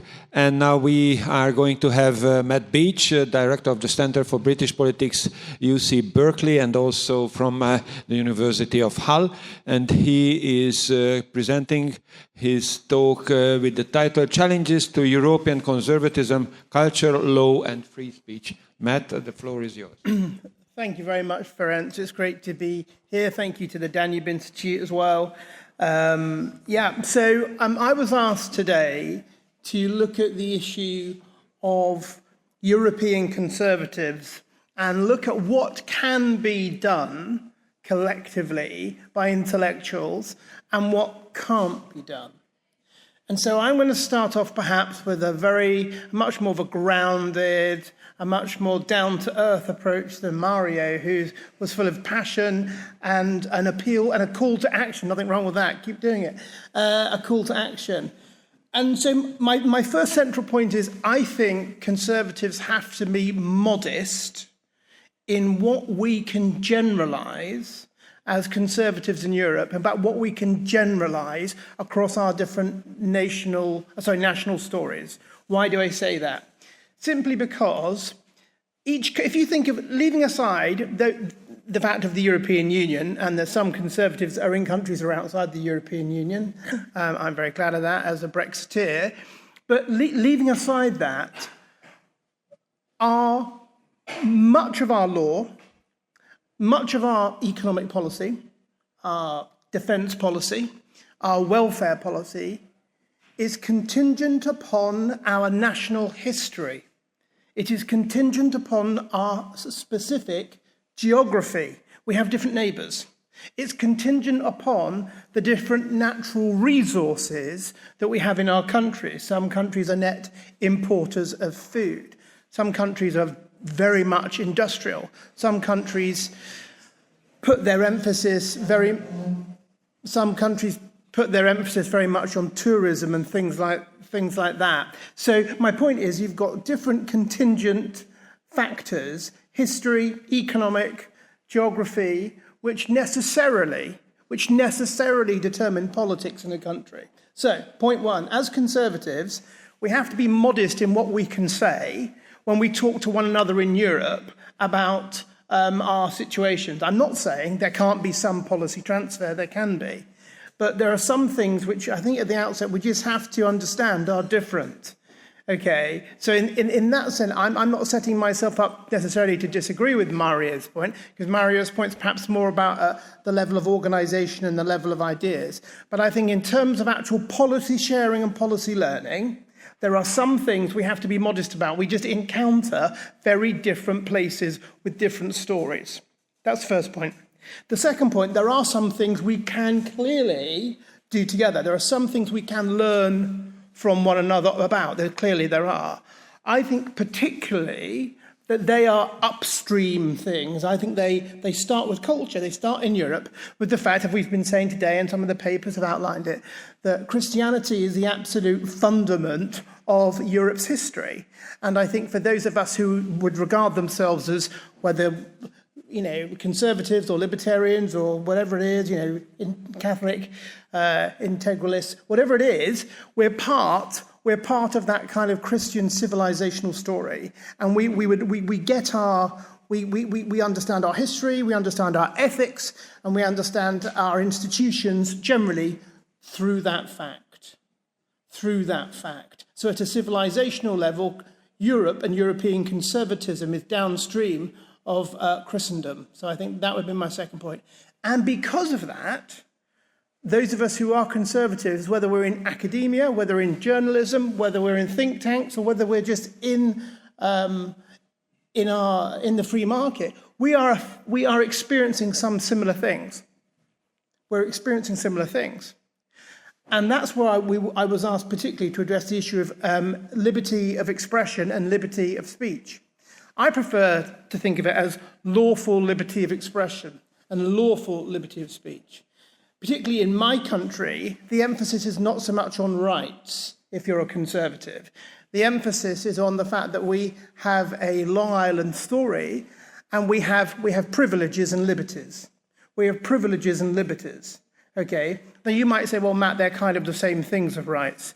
And I'd understand what you'd be on about if you said that, but I would want to say that actually, it's important to understand that the privileges and the liberties of lawful expression and lawful discourse predate a right that was instantiated in statute. Do you see what I mean? To some extent, they are natural. They are God-given. So my point is we can get bogged down with the wrong grammar and the grammar of the progressive left, and that's really a factor. Because if you use people's grammar, if you use their language, it actually shapes how you think. Because most of us, we all think in our mother tongue.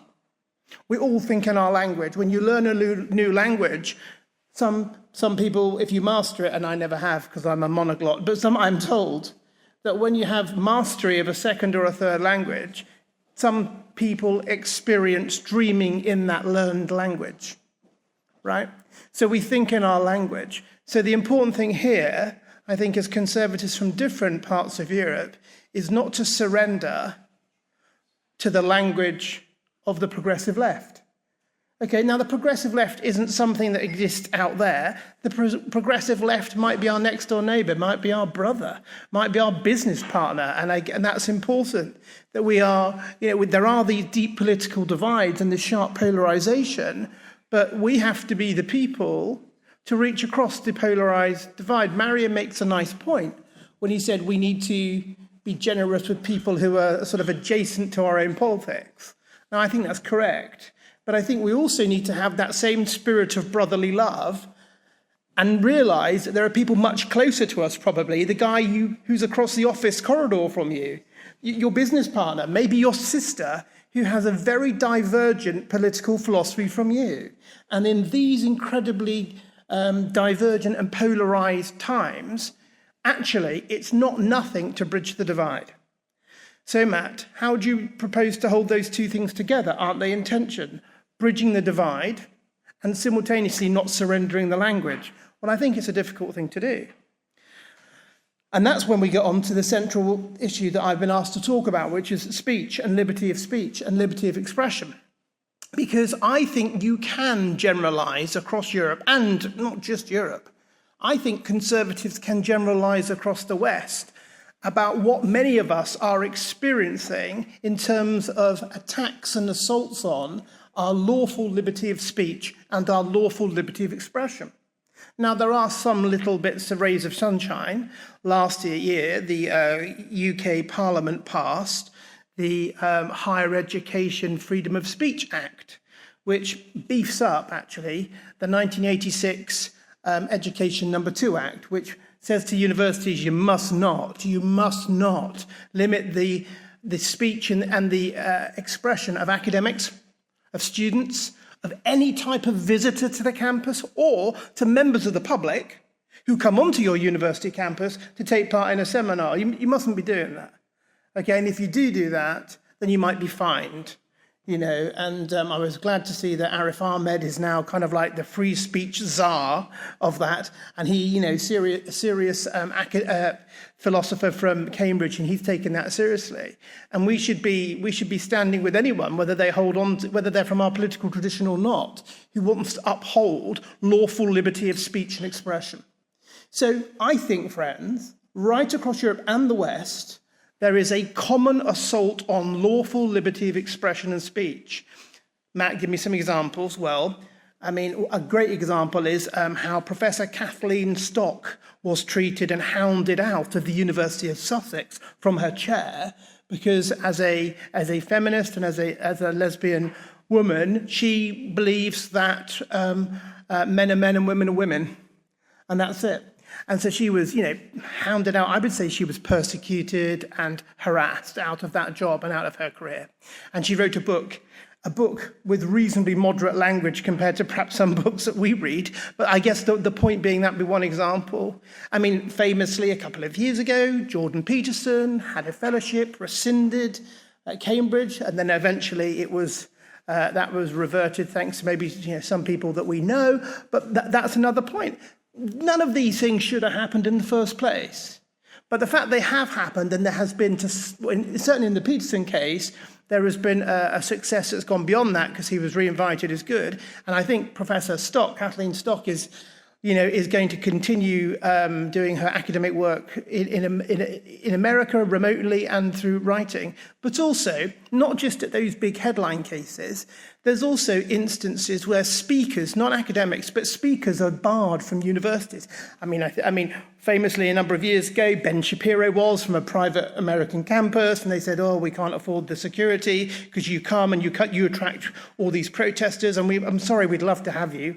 Really, would they love to have him? They probably wouldn't. But the point was they're saying it's just too expensive. Now, to me, on one level, I can understand that. But another level, I think it's a form of the heckler's veto. It's not that the fact that someone is shouting at you and throwing things from in the back of the lecture hall, but it's saying, actually, you're too expensive. The fallout of what we think you're going to say is too expensive, even if it's lawful. Even if it's lawful. What is the price? What is the price for lawful speech and expression in our institutions? Conservatives are men and women who not just value institutions, but author and re-author institutions, be those institutions schools, be those institutions universities. We author and we re-author them because we are completely aware of our duty as custodians of those institutions. So we're custodians, we don't own them. We've got to pass them on for the next generation, and if possible, in slightly better health than we received them. So I think there clearly is work that can be done where we can policy learn and share as conservatives across Europe and the West when we can see that we are facing similar assaults of lawful speech and expression. So what do we do about it? Well, number one, we have to talk about it and identify about it, and there's a lot of that going on. Number two, I think we have to accept we have to resist the temptation, and this perhaps where there might be a slightly difference of methodology.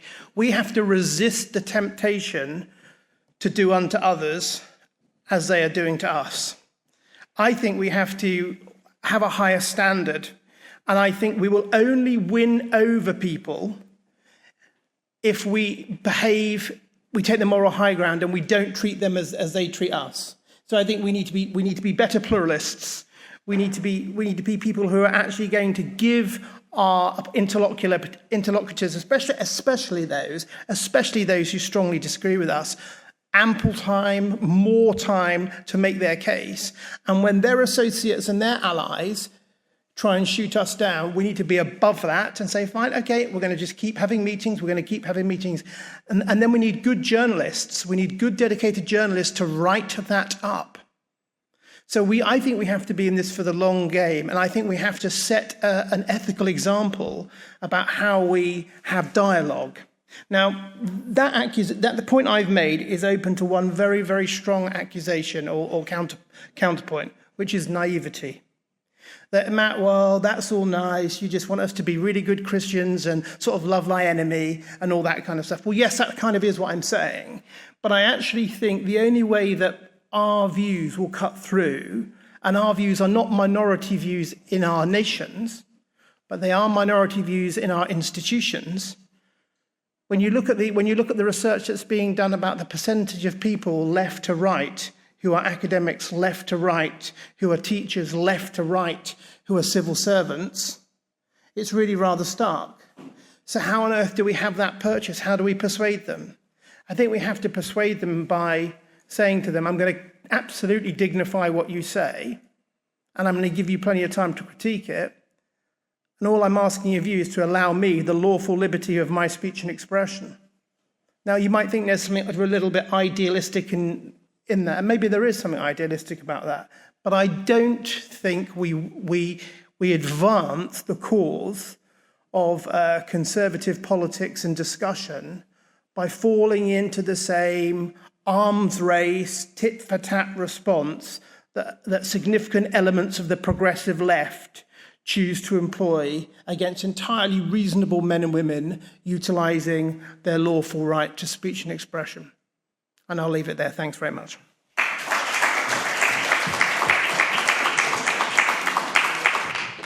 Thank you, Matt. I think, again, we have got a wonderful session because we have got two positions which are not equal, but which can very well continue a dialogue.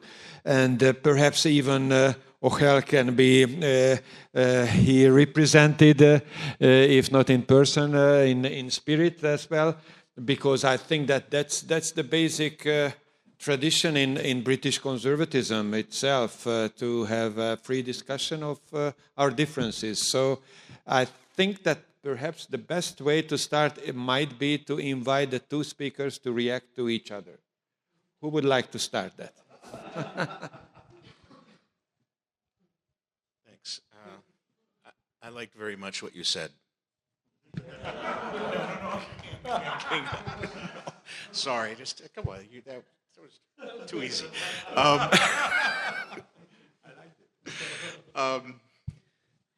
There's a lot to comment on. There is, I detected, well, it was obvious, a fundamentally Christian message there. And I felt at times that, like I feel when I go see my spiritual director, it reminds me, be charitable, be modest, be humble, be kind.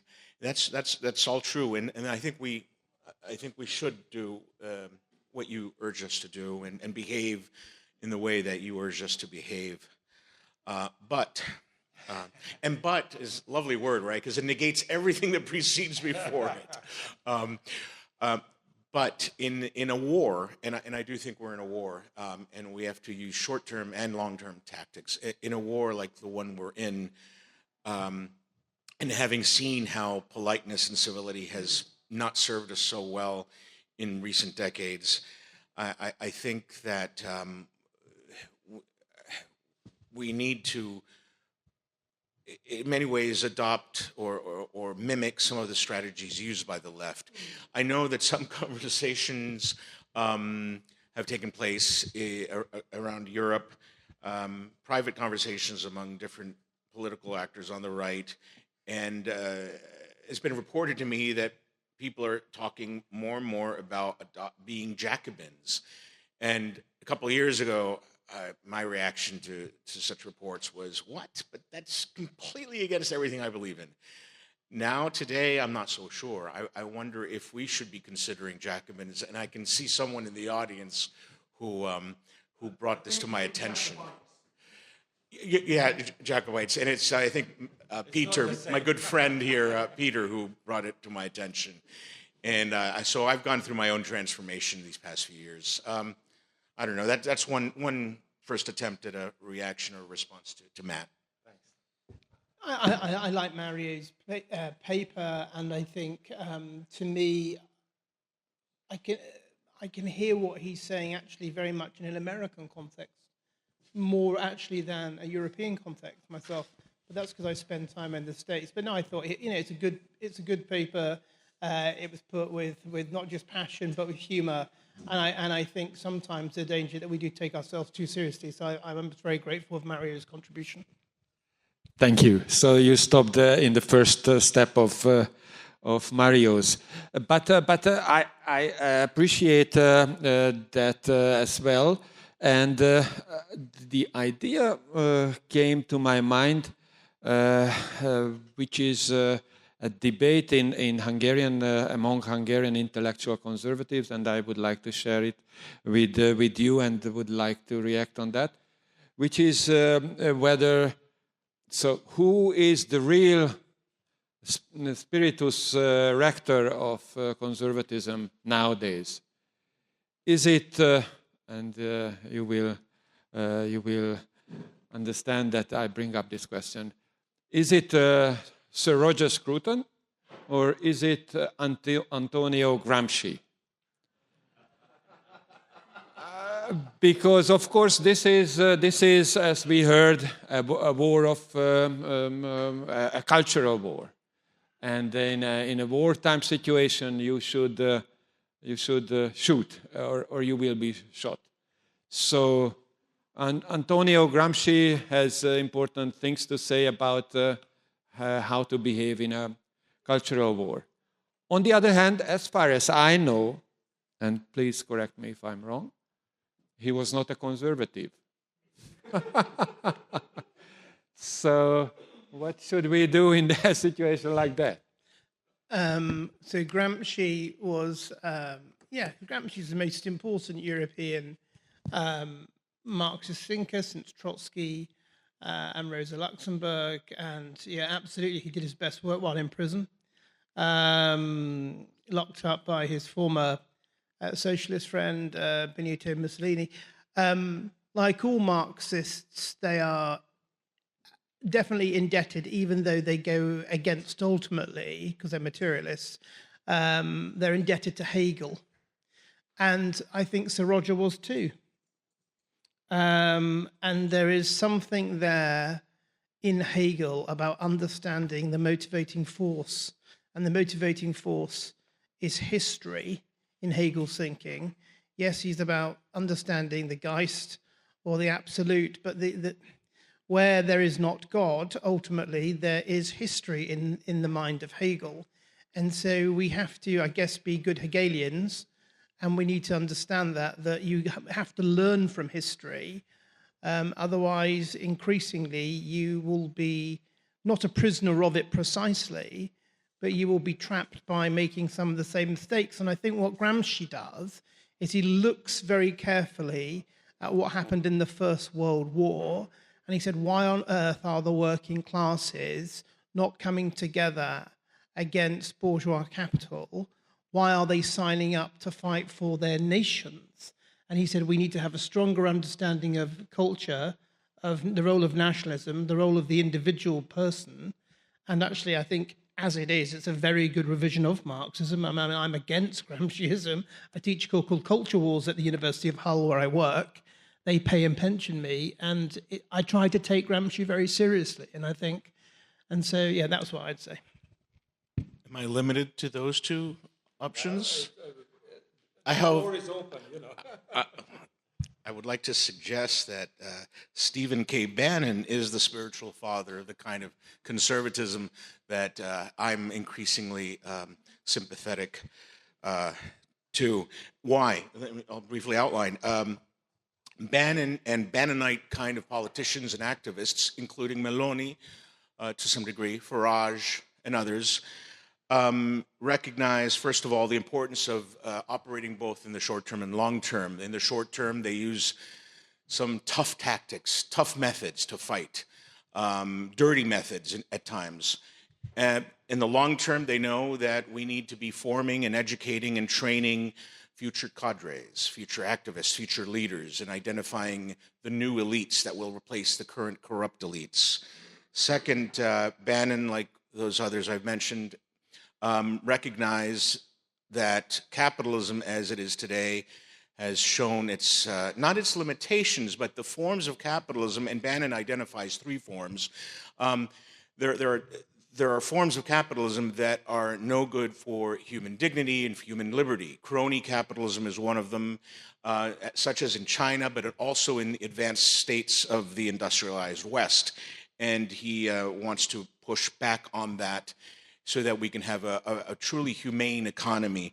Third, he recognizes China as one of the biggest or greatest existential threats to the West. Also, his very famous phrase of wanting to fight back or wanting to deconstruct the administrative state, what others call the deep state, that bureaucratic monstrosity that has been set up, that has expanded, and that has now reaches into all of our lives in one form or another through its various agencies and departments and tentacles. And finally, overarching, or the umbrella vision to all this is Bannon's belief in the Judeo-Christian West as basically that receptacle that contains everything that is good, true, and beautiful. That thing that gave us Christendom, that thing that is under assault from all sorts of actors, internally and externally. So for me, it's St. Steve. Is St. Steve, in that sense, conservative or Jacobin?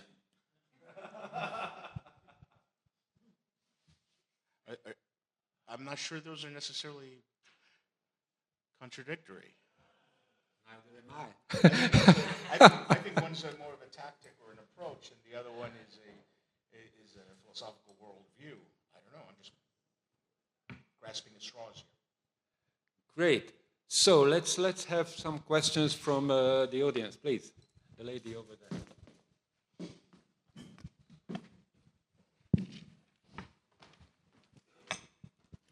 Thank you. My name is Rebecca Weiser, and I'm the editor-in-chief of Quadrant magazine in Australia, which was formed in the Cold War in 1956, I think by one of your grandfather's old fusion networks.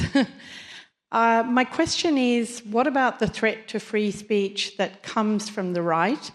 And I point there, for example, in Australia we had a centre-right government, and the Minister for Communications tabled legislation which, you know, at least to save us the embarrassment, didn't manage to be legislated before the government was voted out, but this was legislation to protect the public from misinformation, disinformation and malinformation.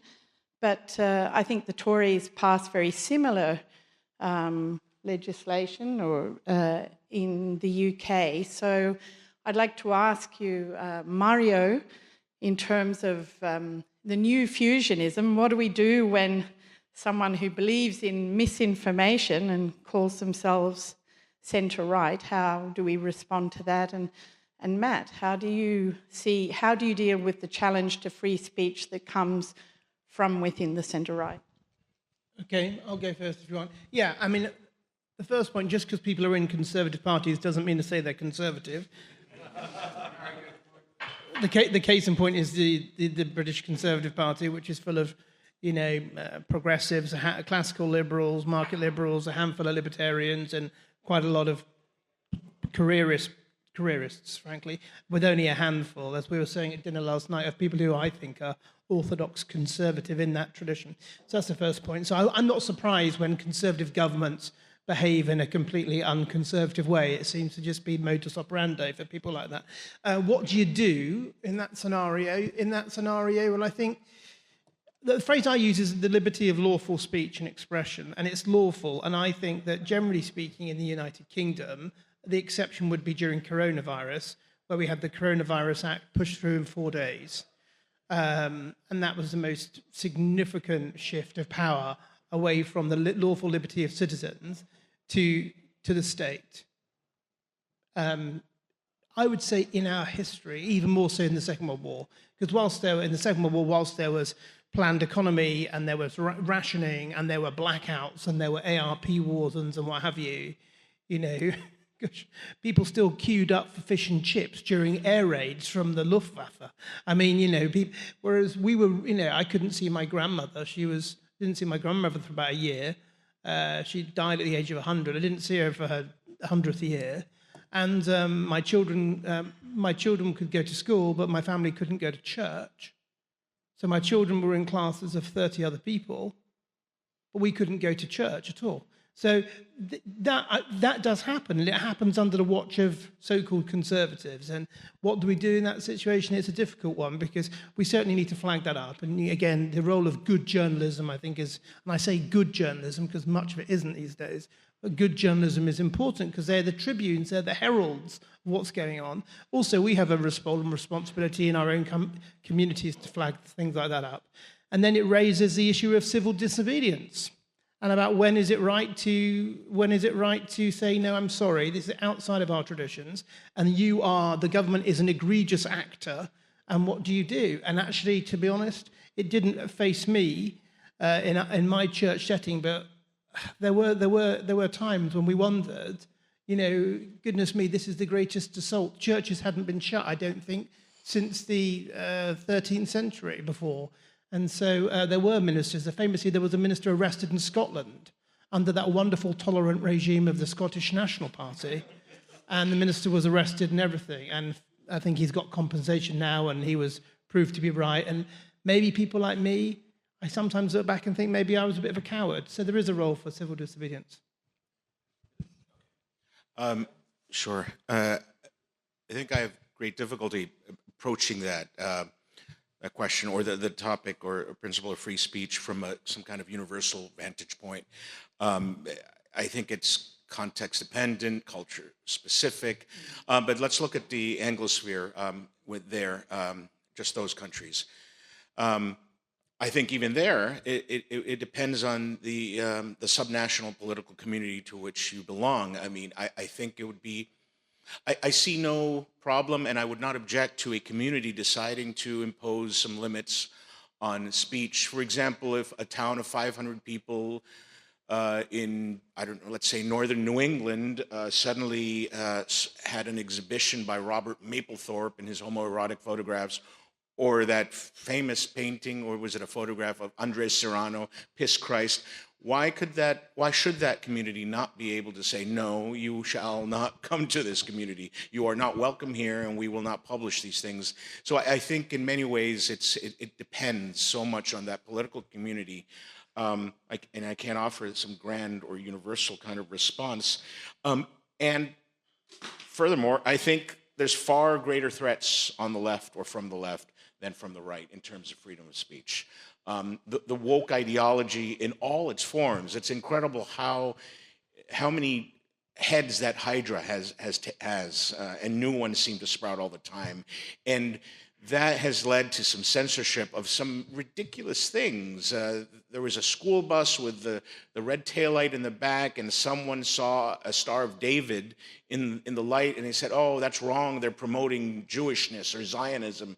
I mean, it gets ridiculous. That's not from the right. That's from kind of mainstream and woke and social justice warrior types. So I think the threat's worse from that side. And the final question, I'm sorry we have to take care of the time, but there will be a general discussion for those who are not able to ask or comment. Sebastian, that's your... Thank you. I shouted out earlier, you mean Jacobites, rather rudely, but there's a serious point there, namely that a really key principle of the conservative tradition has been that of restorationism. And it seems to me that so often the kind of conversations that we have is, well, this is the situation that we've now got, this is what we're settled with, how do we make it work for us? As opposed to saying, actually, this entire paradigm is not conducive to the kind of conservative society that we want. You know, in the 17th century, they didn't say, well, I suppose we chopped off the head of the king, we're just stuck with Cromwellian Commonwealth now, that's just what we're going to have. No, they said, okay, let's get a king back, right? It seems to me that what Blair did to the House of Lords, the institution of a Supreme Court, all this undoing of the British Constitution, and what progressivism has done across Europe, actually our attitude shouldn't be, how do we make what we've got work for us? It should be, let's let's restore what we have lost through this kind of repudiating rampage of late modernity. How would that translate into free speech? I'm not the person to ask about free speech because I don't share Matt's views. I don't fetishize free speech at all. I think that people who say bad things should be punished in a just regime. We shouldn't treat it as a sort of amoral environment where people can just entertain ideas. I think in a just regime you would go after people who say things that are that destabilize society that we all have to be the beneficiaries of. Any comments, or is it a comment that we finish on? No, but I want to live in his political community, I think. Where is it? Yeah, I mean, just to build on Sebastian's point, we're now in a situation, and this kind of bridges in what I'm going to talk about. We're now, are we not, gentlemen, in a situation where it doesn't look like democracy in its current form will survive. And by that I mean, just building on Sebastian's remarks, we are living in a world where people speak and people polarize and people fragment the body politic on a daily basis. So you have these, and I'm with Suella Braverman on this, you have anti-Semitic hate marches through most European capitals where kind of a really unpleasant fusion of radical Islam and white leftism are calling for essentially genocide against the Jewish people. And there's a sense in which liberalism itself is becoming a threat to democracy. And that this fragmentation of our shared realm is leading to a situation where that shared realm will not survive. And I just wondered, on this challenge, isn't the debate and discussion about freedom of speech kind of secondary or tertiary in respect of that analysis? And that rather than speak of freedom of speech and freedom of thought, our real danger is anarchy and is the rupture into multiple civil conflicts. And in respect of that, arguing for the absolute rights around freedom of speech just is an accelerant. Yeah, I'm not sure who argued that, because I don't think anyone argued for absolute rights. Again, the phrase I used was lawful liberty of speech and expression.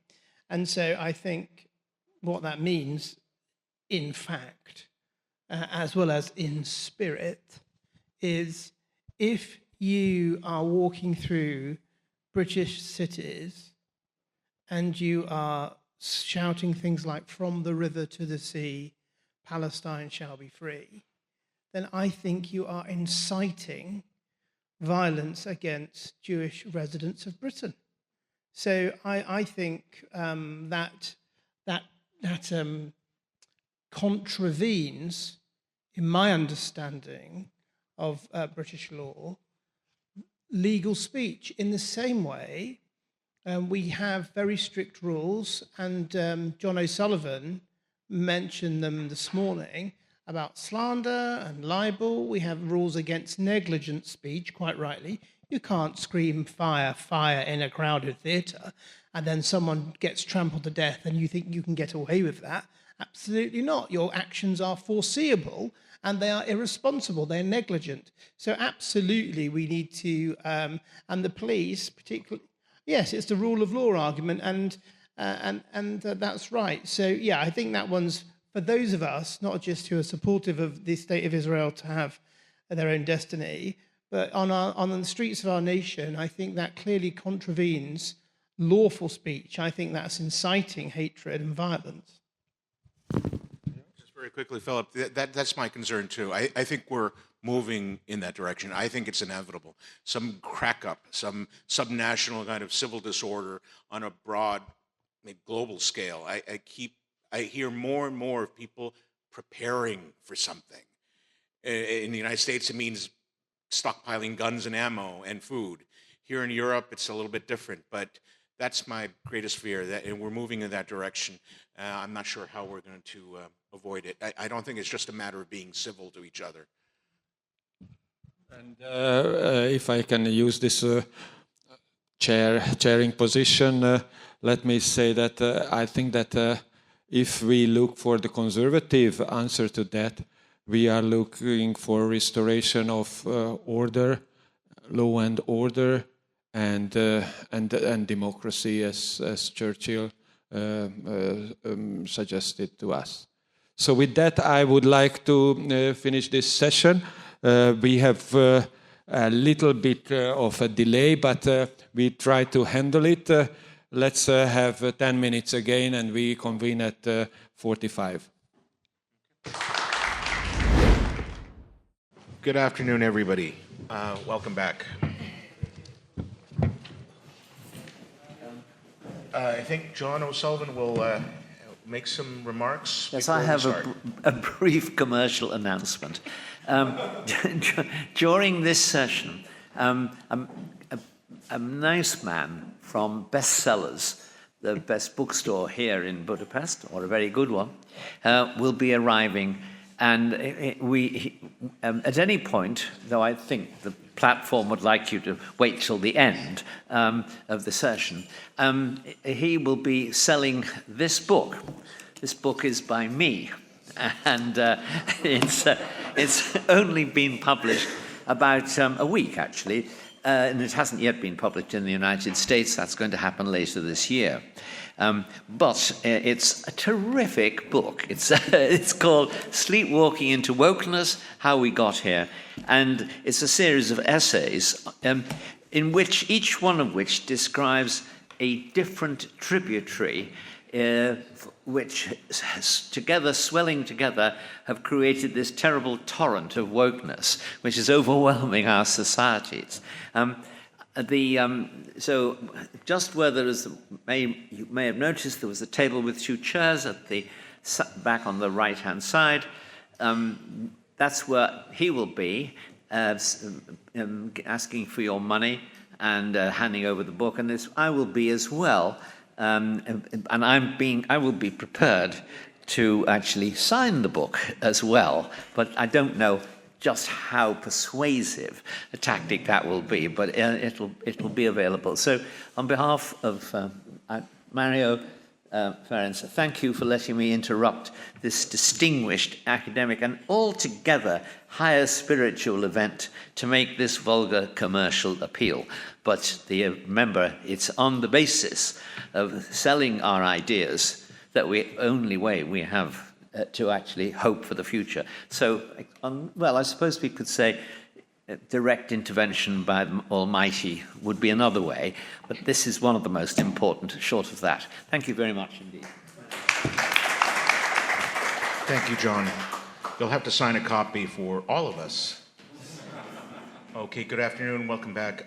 We're here for the final session, probably the most important one, because this is the one where we'll be discussing the future of the European right, if it has a future. Certainly does. We have to my left Philip Blond, director of Res Publica think tank in London, professor of Christian philosophy and politics at the University of Public Service, and I met him for the first time last night. I've been wanting to meet him for years after reading Red Tory, the 2010 book that he wrote. Welcome, Philip. Thank you very much. And to my right is Francesco Giubilei, an old friend, founder and president of Nazione Futura, which is a think tank and also an intellectual movement in Italy. Also, he's the president of the Fondazione Tattarella, with whom the European Conservative has collaborated to put on the annual Italian Conservatism Conference. He's also a publisher and a columnist for various news outlets and appears regularly on television. So I'm delighted you're on this panel as well. Gentlemen, do you know who will go first? Or shall I just decide randomly? Let's start with the left and then move right. Thank you, Philip. Thank you very much. So I'm going to give you a paper, if I may, that is a small section that's a part of a much wider project. I'm currently halfway through a book that's called Empire, A Philosophical and Conceptual Defense, which obviously makes me very unpopular with almost everybody. What broadly I want to argue is what I'll just outline and chat to you about. Then I'll give the central thesis of this piece, and then I'll conclude with kind of where I think we are. So,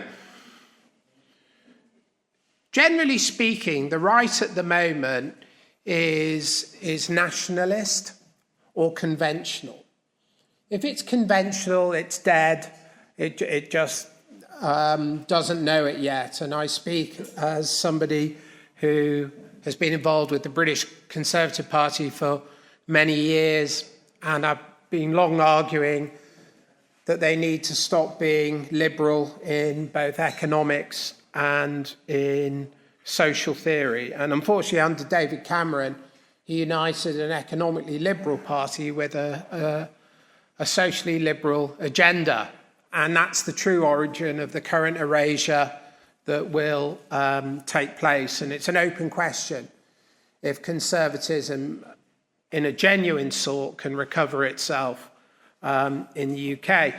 But this isn't particular to the UK. This is true all across Europe and indeed in America.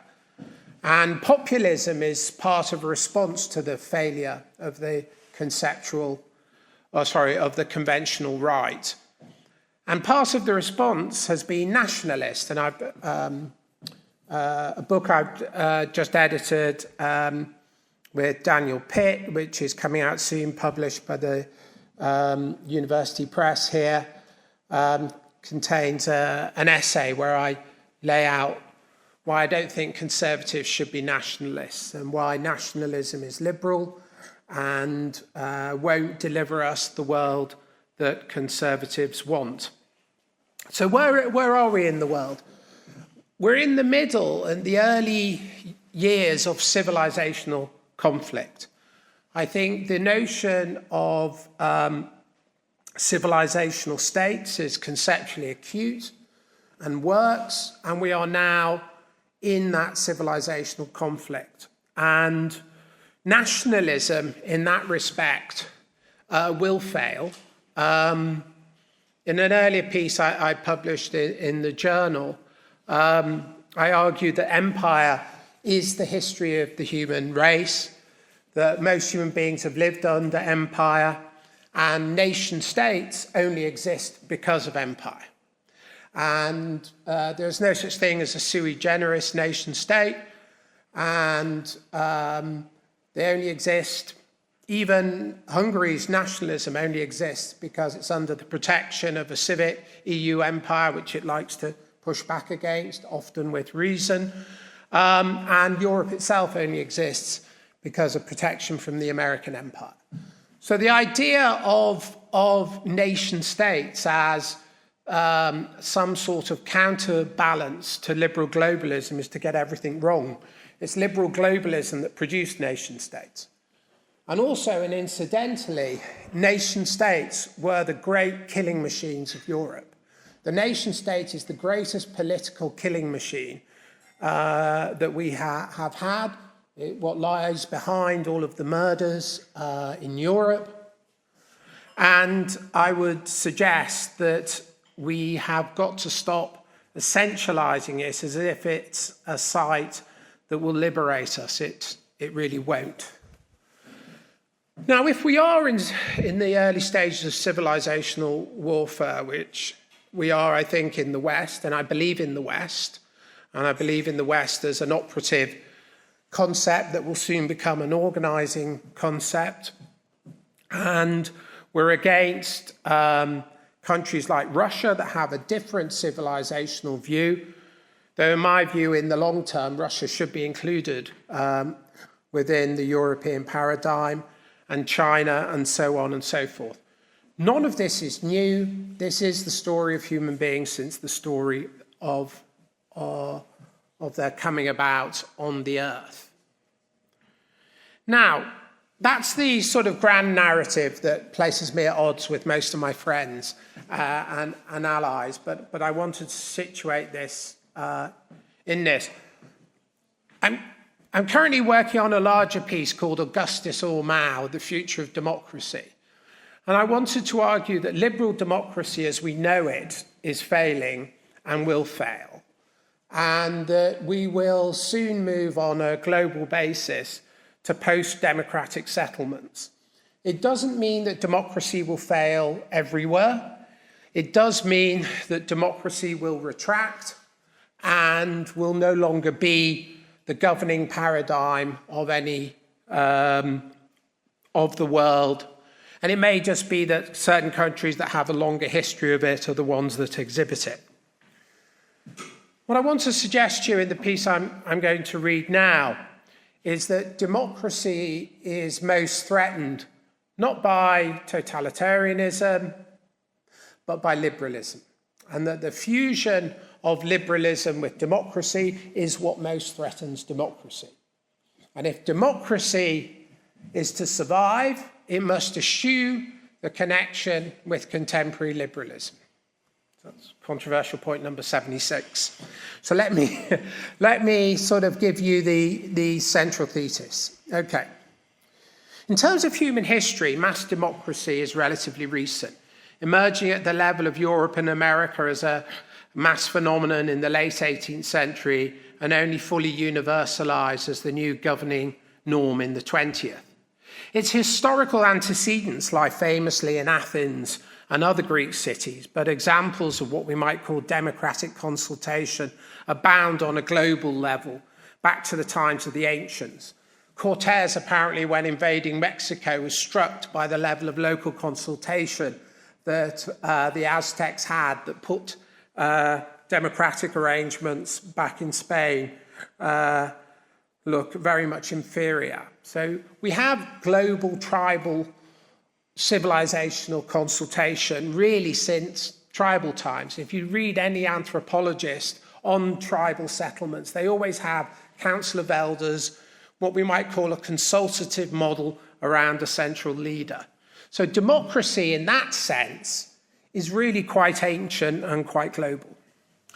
Modern democracy, by contrast, emerged not out of some appeal to an ancient recovered practice, but largely via the collective shape and organization of economics and class. It's not accidental that modern democracy emerged accompanying the Industrial Revolution. It arose out of a collectivity of consciousness of the exploitative conditions of the factory system and the early rhythms of industrialization and labor. So shaped, an industrial working class demanded amelioration and therefore representation of their condition in the abiding political system. Much as the land-rich barons had done centuries before in England to the relatively land-poor king with the Magna Carta. So conceived, modern democracy is less the product of individual expression, but rather the outcome of the combined interest of large bodies exercising power that saw their interests as allied and acted with one another against another power. So what I'm saying is democracy emerges out of large groups being formed, contesting for power and contesting for a better deal, as it were, from the abiding power. The party system generally reflects this. We don't have atomized individuals representing atomized individuals, unless in the modern Conservative parties, as was mentioned earlier.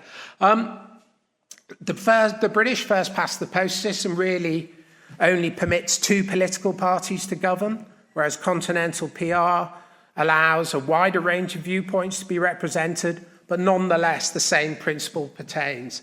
Power lies in the synthetic ability to unify, and those that unify most rule. In a sense, then, democracy is not so different from the ancien regime of the European monarchs that it replaced. Democratic subjects are not subjects of the king, who embodied the interest of all, but rather each group tries to be the subject of itself so that what it believes is what rules. In such a manner, modern democracy remains monarchical, in the sense that politics is a competition for singular rule with the aim of hegemonic self-rule for a group and the suppression of the other alternative codes of different ideational assemblies. I make the points above to distinguish between democracy and liberalism, for the former precedes the latter by some 2,000 years. Few would interpret Athenian democracy as liberal, or mostly concerned with the elevation of minority rights. On the contrary, Athens was what we might call a communitarian democracy. The reforms of Cleisthenes and Solon were meant to strengthen community ties and foster a strong cultural sense of a shared, violent, and expansionary purpose. And indeed, they worked in that regard. They preceded the Athenian Empire and allowed it to almost trump Sparta. It's a truism that mass democracy was engendered by liberalism, largely in Europe in the 19th century in response to anxieties about class war, and in America in the 18th to license and propagate a revolution. However, the fusion that resulted, liberal democracy, became the governing norm in the West and the format for the 20th century dominance of the world. However, I suspect that this form of democracy, or perhaps democracy itself, has passed its apex. And standard surveys concur. The number of democracies is in decline. Look at the Economist Democratic Index. The support for democracy in its current form and fusion is waning across the globe. We find this in spheres both foreign and domestic, particularly in America. Support by the bourgeois, children of the bourgeois left, is against democracy, and we find similar in Europe. Why is this? Liberalism has an inner atomistic logic. Just as classical liberalism contains the inner rationale that gradually but logically unfolds into modern libertarianism, I've never, in any discussion with any classical liberal, been able to discern what stops the descent into contemporary libertarianism. And if they do name something, it's something conservative rather than liberal. So for me, all these gestures to a middle way don't exist. They don't exist philosophically. They're not found in the foundational texts. They're kind of rationales of affectation. They're not logical. They're not part, and they can't explain what has actually happened. When liberalism was allied or fused with democracy, originally founded on essentially a conservative understanding of groups and free association, it increasingly from the 1960s onwards disaggregated the larger groups it originally curated and broke them into smaller and smaller entities around the contemporary idiom of individual bearers of rights that liberalism has endorsed from the time of Rousseau, Hobbes, and Locke. The fundamental thesis of this section is that a democracy of individual bearers of rights, a liberal democracy, will not survive the situation we are in. And that is because liberalism undermines democracy. In this regard, I would like to briefly examine the work of Marcel Gauchet, who is a great French theorist and has spoken and written quite extensively about how liberalism undermines democracy. And in a way, he's coming from kind of a French Gaullist left position that is appealing to the lost ability of democracy to deliver for the collective. But I think his work is really kind of exact and cogent in this regard.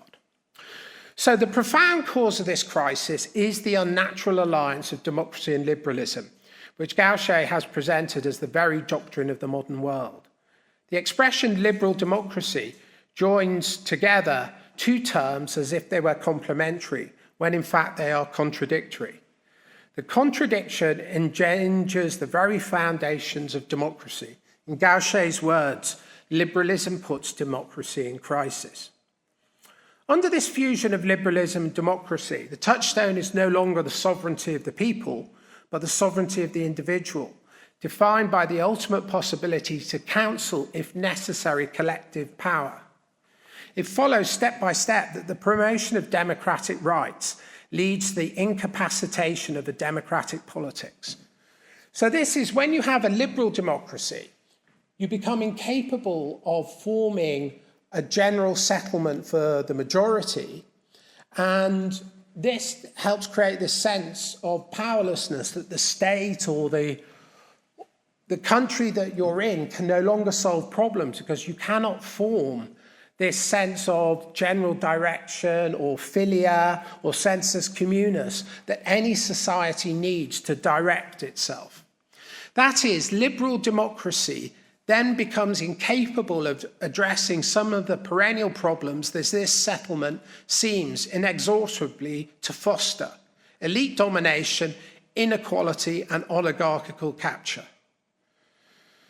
And all of the protests that we see around the West are driven essentially by those three things which liberal democracy seems incapable of solving.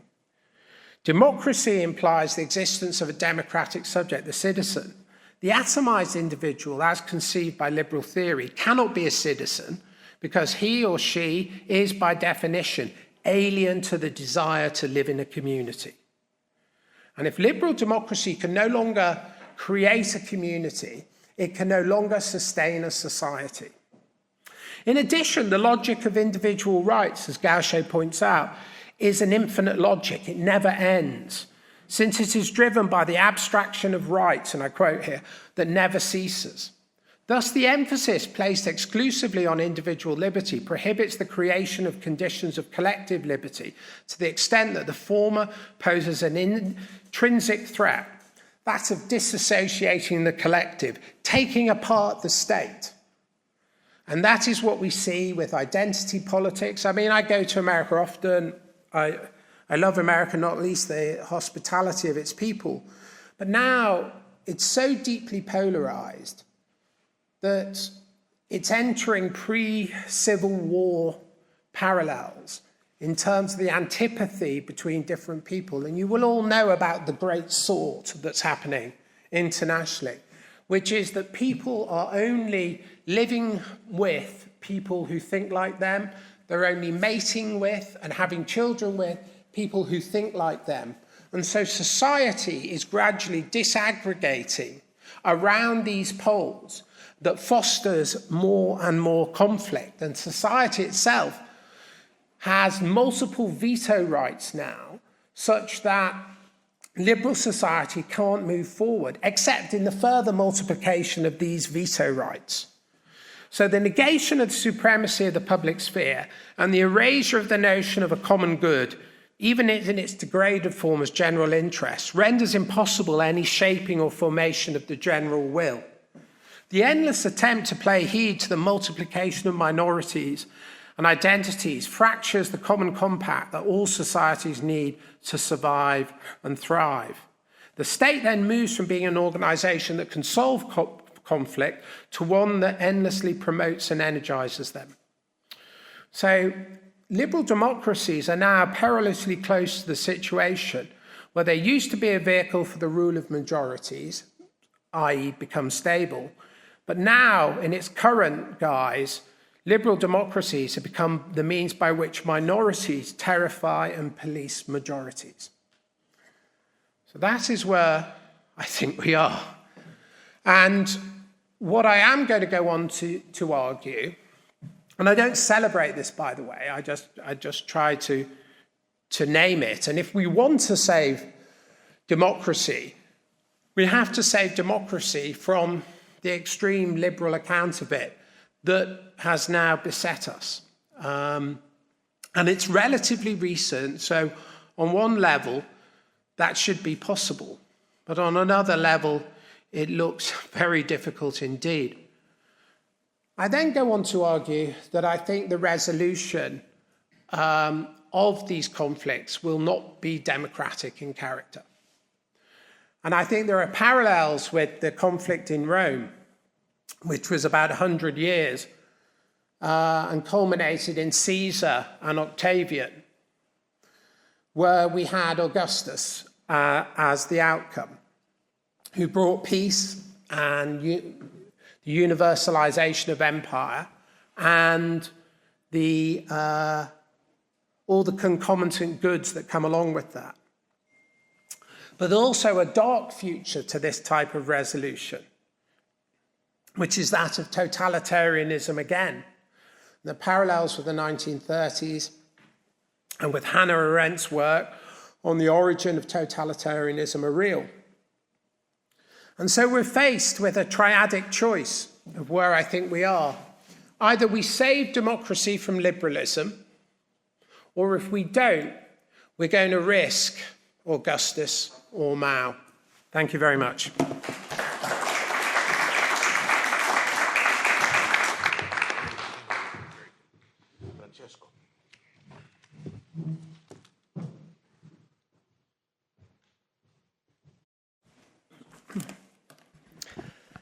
First of all, thank you very much for the invitation and congratulations for this great event, Ferenc, John and all friends of Danube and the University for Public Service. I'll try to do a short speech, more focused on cultural issues, and maybe later we can discuss also some political points for the future of Europe. And I think that when we talk about the future of Europe, we have, of course, first to start with our past, so with our identity. And in recent decades, it has been said that national identity and European identity are two contradictory as concepts. It is possible and necessary to recognize ourselves in a national identity as much as in a European identity. For Italians, for example, our identity is triple, is local, is national, and is European, and the same is for many other European people.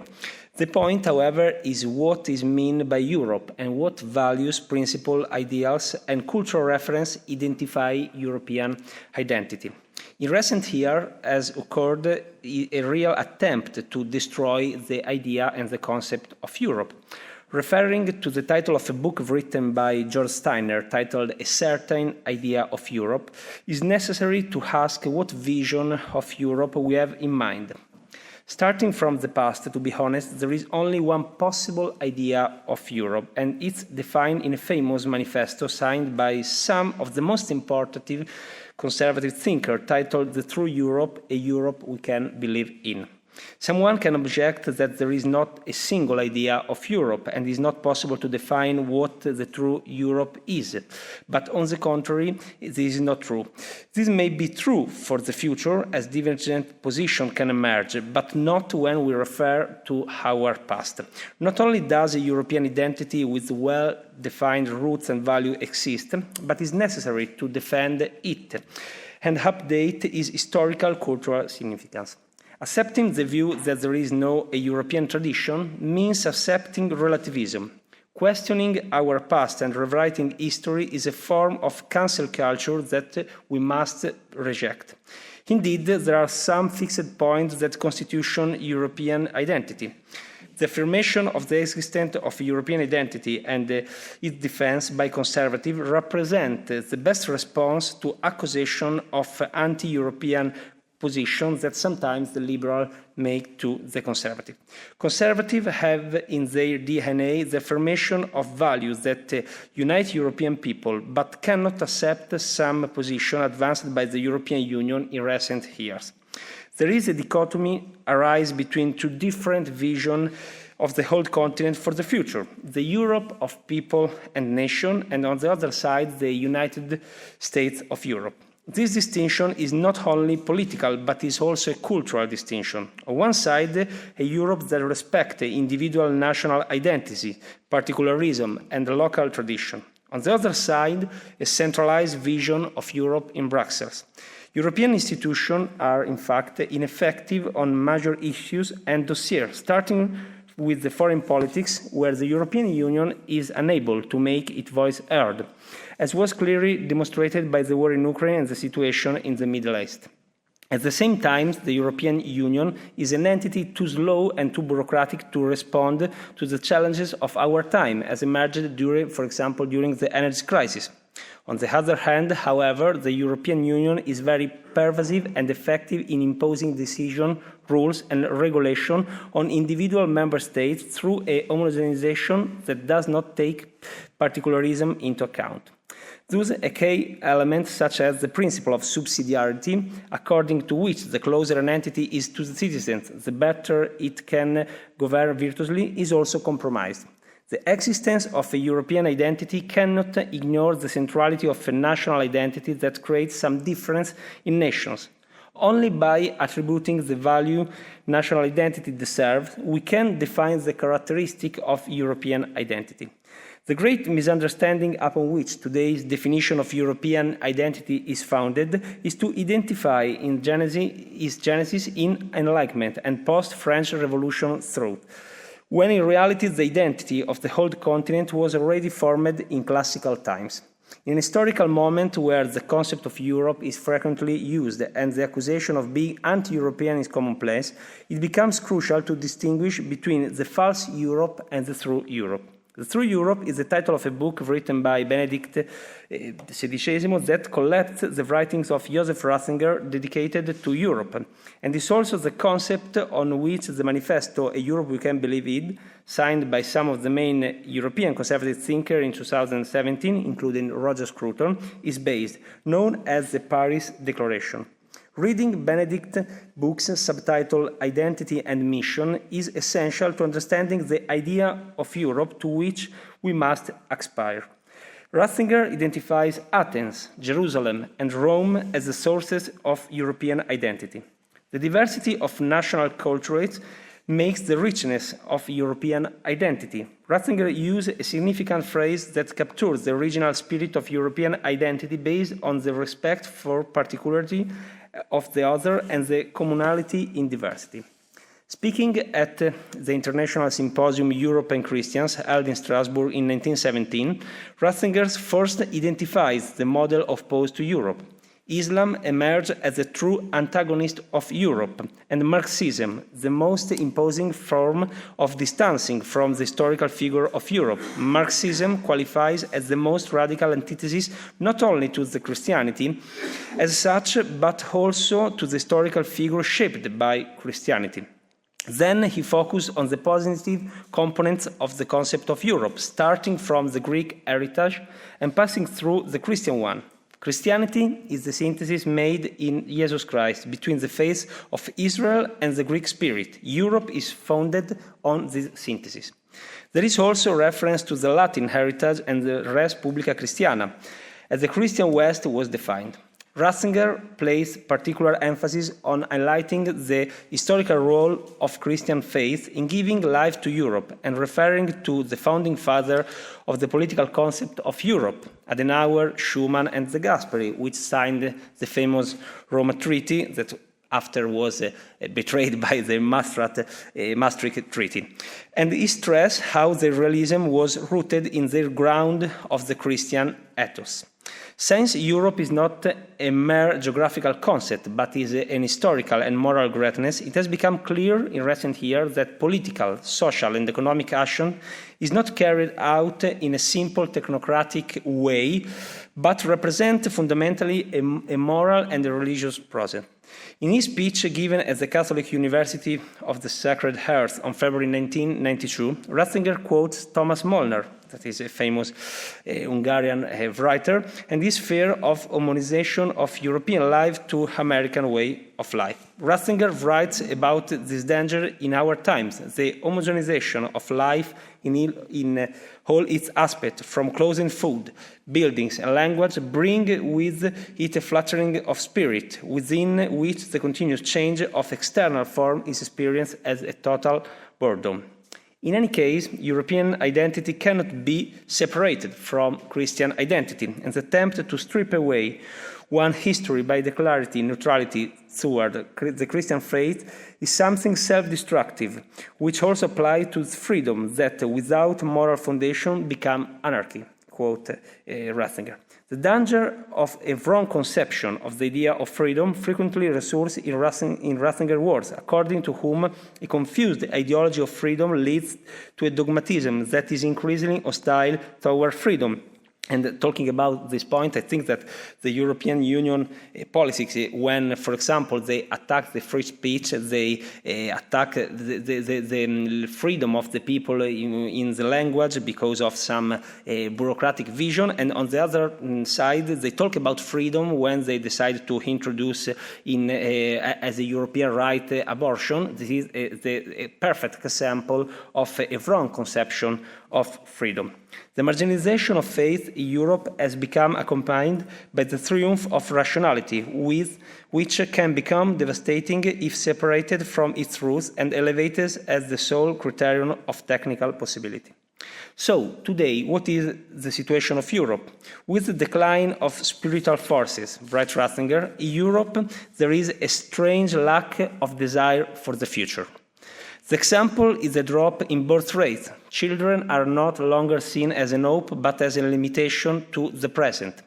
We can do a connection with the crisis of the Roman Empire, and quote Arnold Toynbee's thought, particularly represented by his book The World and the West. For Toynbee, the crisis of the West and Europe arises from secularism. So it is necessary to reintroduce the religious factor and what remains of Western Christianity.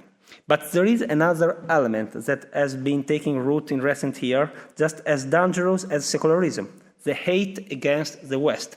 Today, the West no longer loves itself. It sees only the negative aspect of its history without recognizing the positive aspect of its past.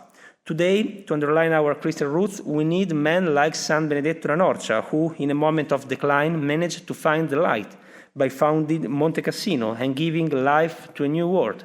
By rediscovering the lesson of San Benedetto, patron saint of Europe, we can look to our future based on work and prayer. The famous motto, Orat Labora, is a perfect synthesis of the Benedictine vision that represents the foundation of a vision of Europe based on the respect for Christian values.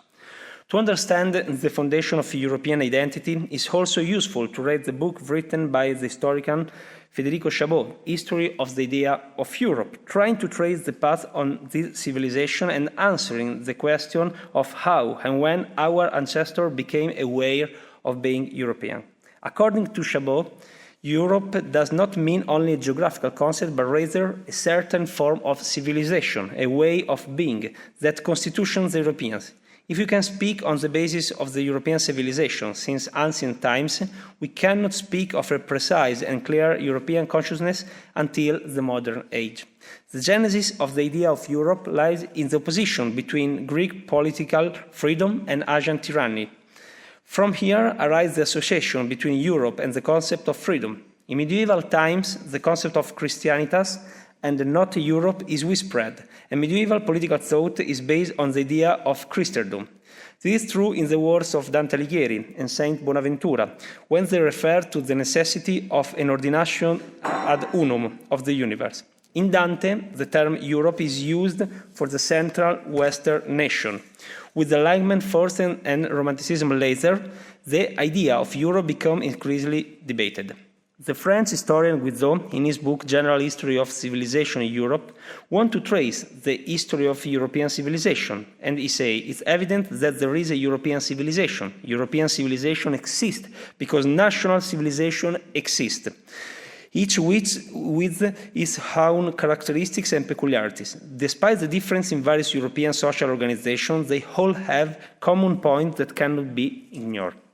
Remembering Christian roots is not enough, however, if we are not longer able to preserve our identity, as Douglas Murray writes in his book The Strange Death of Europe. The opening of the book does not leave interpretation. Europe is committing suicide and is on the path to self-destruction. Murray writes, most Europeans currently will witness the collapse of Europe, and the European people will lose the only place in the world they would call home. Two causes of the malaise that afflicts Europe today are judged by Murray very negatively. The first is the mass migration to all Western European countries. The second is related to the first and concerns the loss of confidence in their own values, tradition, legitimities. Europe lives a form of oppression by guilt for its past, which materialized through phenomena like the colonial studies and what Roger Cruton called oikophobia, hate for our own. Today, salvaguarding European identity involves not only remembering our roots, but also opposing the trend of politically correctness and cancel culture. In conclusion, it is necessary to affirm the existence of a European identity. Second, we have to define its characteristics. And third, to overcome the stereotype of an anti-European conservatism. Thank you.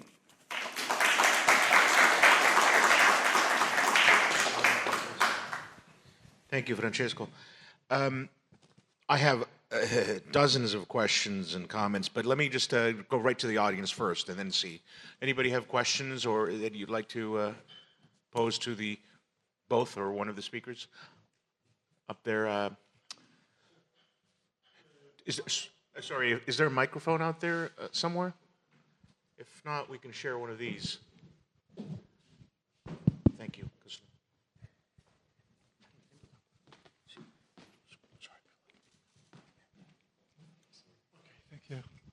Right. So my question. My name is Chris Adel, and I'm in discussion with the Catholic University in Cologne for one issue: is Jerusalem a part of Europe? Is Judaism part of Europe? I don't see it in the sense that if you compare the texts, the basic text of the Torah and the New Testament, I see there are fundamental differences, yeah? And the differences. And the question is, well, for the Church, for the Catholic Church, it is a very difficult way to find argument how to glue together these two very different traditions and types of thoughts. Yeah? One is a little bit more liberal, and one is very harshly, extremist until up to racism. Just read the Torah, and there's no doubt about it. Yeah, So how can you glue it together? How can you say Judaism is part of Europe if Catholicism is part of Europe? Christianity, I would prefer to say Christianity, Caritas, and so on. How is it compatible? Yeah, how is it compatible? Can you comment on this? Gentlemen, either one of you want to tackle that? Yeah, I just think very bizarre. A very bizarre point. John Paul II came very close to saying there was a path to salvation for Judaism itself, independent of Christ. I just think it's a deranged comment. I think that without Judaism, there would be no Christianity. Just, let's try and help you out here. And that Jesus remained a practicing Jew, that early Christians for 200 years after the death of Christ were called Jewish by the Roman authorities. The disaggregation between Judaism and Christianity took a long time. There were lots of Christians who worshipped in synagogues and were essentially following St. Paul in that regard.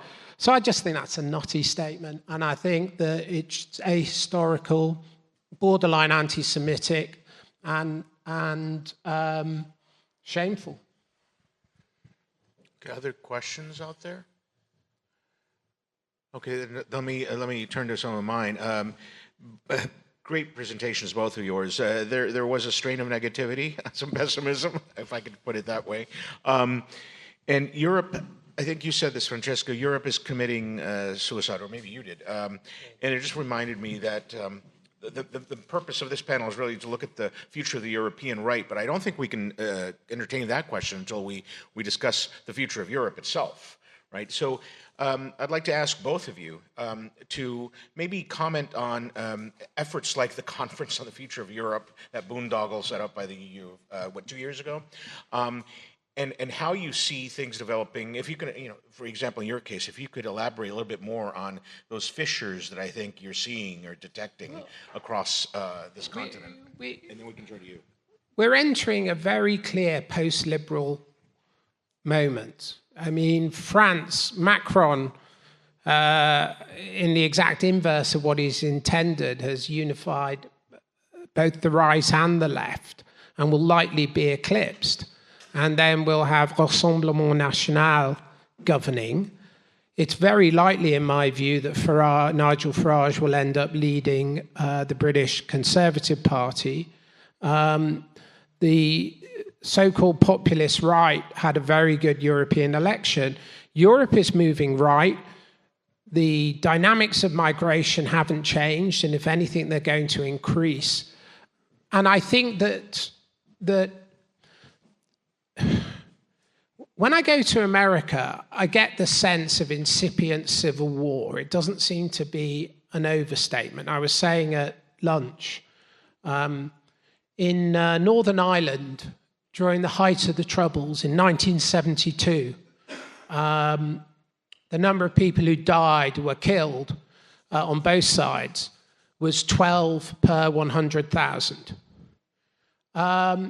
In American cities, the murder rate in St. Louis, depending on which year you choose, is somewhere between 57 and 80 per 100,000. There are over 70 American cities that have that level of murder rate. That puts the terrorism struggles in Northern Ireland, looks like peace and calm. And so in America, the level of polarization and racial antagonism is overlaid with and fostered by crime. And I think that after you get the next presidential elections, you're going to see political violence of some description. We've already seen that.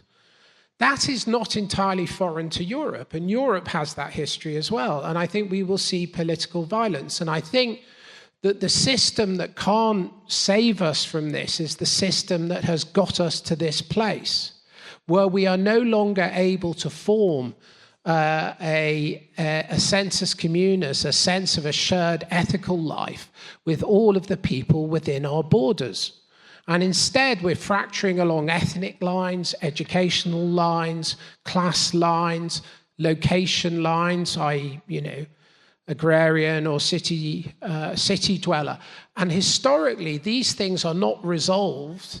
They will resolve themselves in forms of suspension of democratic rule and authoritarian rule. That is what history teaches us.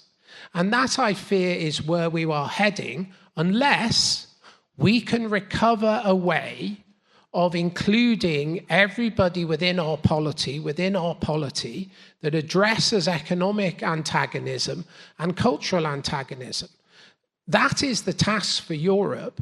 And I'm afraid the nationalism that I see in Europe, which I'm very sympathetic to on multiple levels in terms of causes, is an accelerant to this process. It's not a solution to it. And one of the solutions is Christendom. And one of the solutions is doing what we've done before with Christianity, which is remaking what it means to be a citizen. And we need that on a pan-continental level, because without it, we will enter forms of ethnic conflict and ethnic war. That is my great fear. Yeah, sadly, I agree with your what you see in the United States, incipient civil war. I'll come back to Francesco, but first, Sebastian.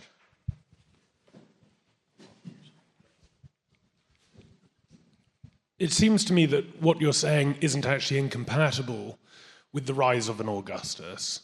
That actually, it's interesting that the kind of Benedictine charism that you described, of course, it starts to happen at the end of the 6th century, but it really takes off at the time in which the Pope transfers the title of emperor over to the West, and you get the rise of Charlemagne, and you get the Holy Roman Empire.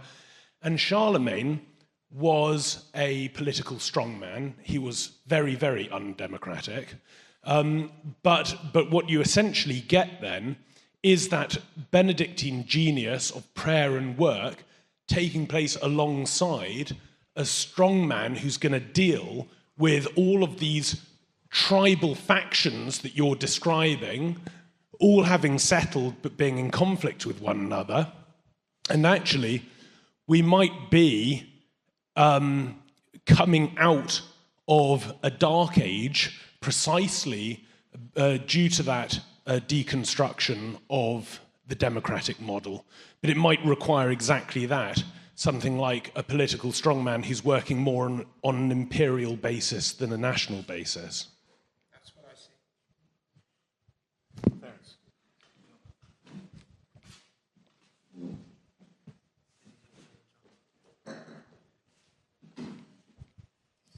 I would like to address the issue of liberalism and democracy, and also Christianity, because both of you addressed the second one. As for the first one, the connection, I see the point that you make, that liberalism is causing some sort of a problem in Western societies today. But I don't think that what is happening is best described by saying that liberalism kills democracy.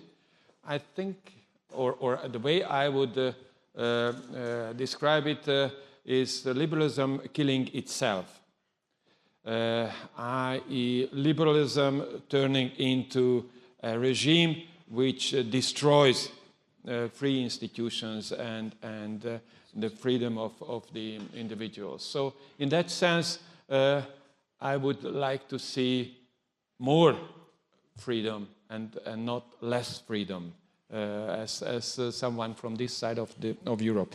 As for Christianity, I think it, and I fully agree with what you said about the gentleman's question, that Christianity is based on the Judeo tradition, and without it we cannot make sense of it.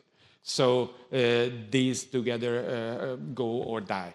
And I think that Christianity has a very important thing to say about this liberal democratic regime that we need to restore, actually, because by now it needs a restoration. And my point in my talk on Benedict and John Paul was that John Paul II was that indeed. The rationale of the Enlightenment is not something which goes against what the Christian idea of ratio is, but it needs a certain element which it lacks, which is the fides element. So fides et ratio, that's the concept, I think, that needs to be rebuilt in order to support that sort of value structure which is lacking by now. Before we go to John, do either of you want to make a comment on sorry, you go first.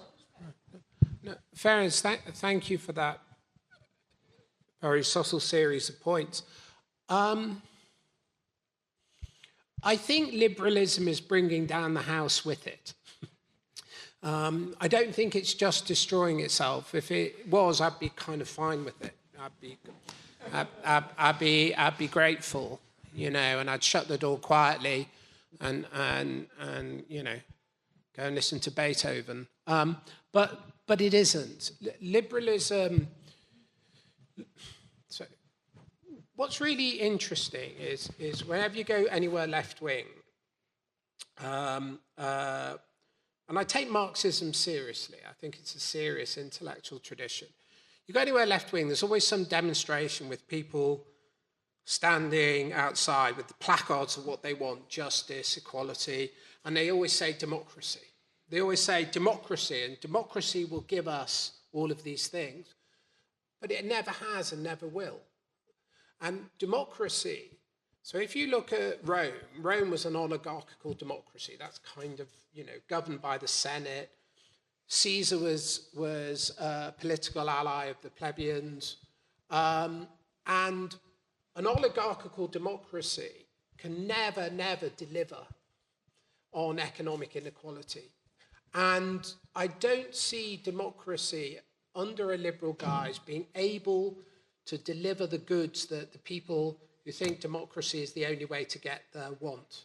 And so I think that the death throes of liberalism will bring everything else down with it. That's what I fear.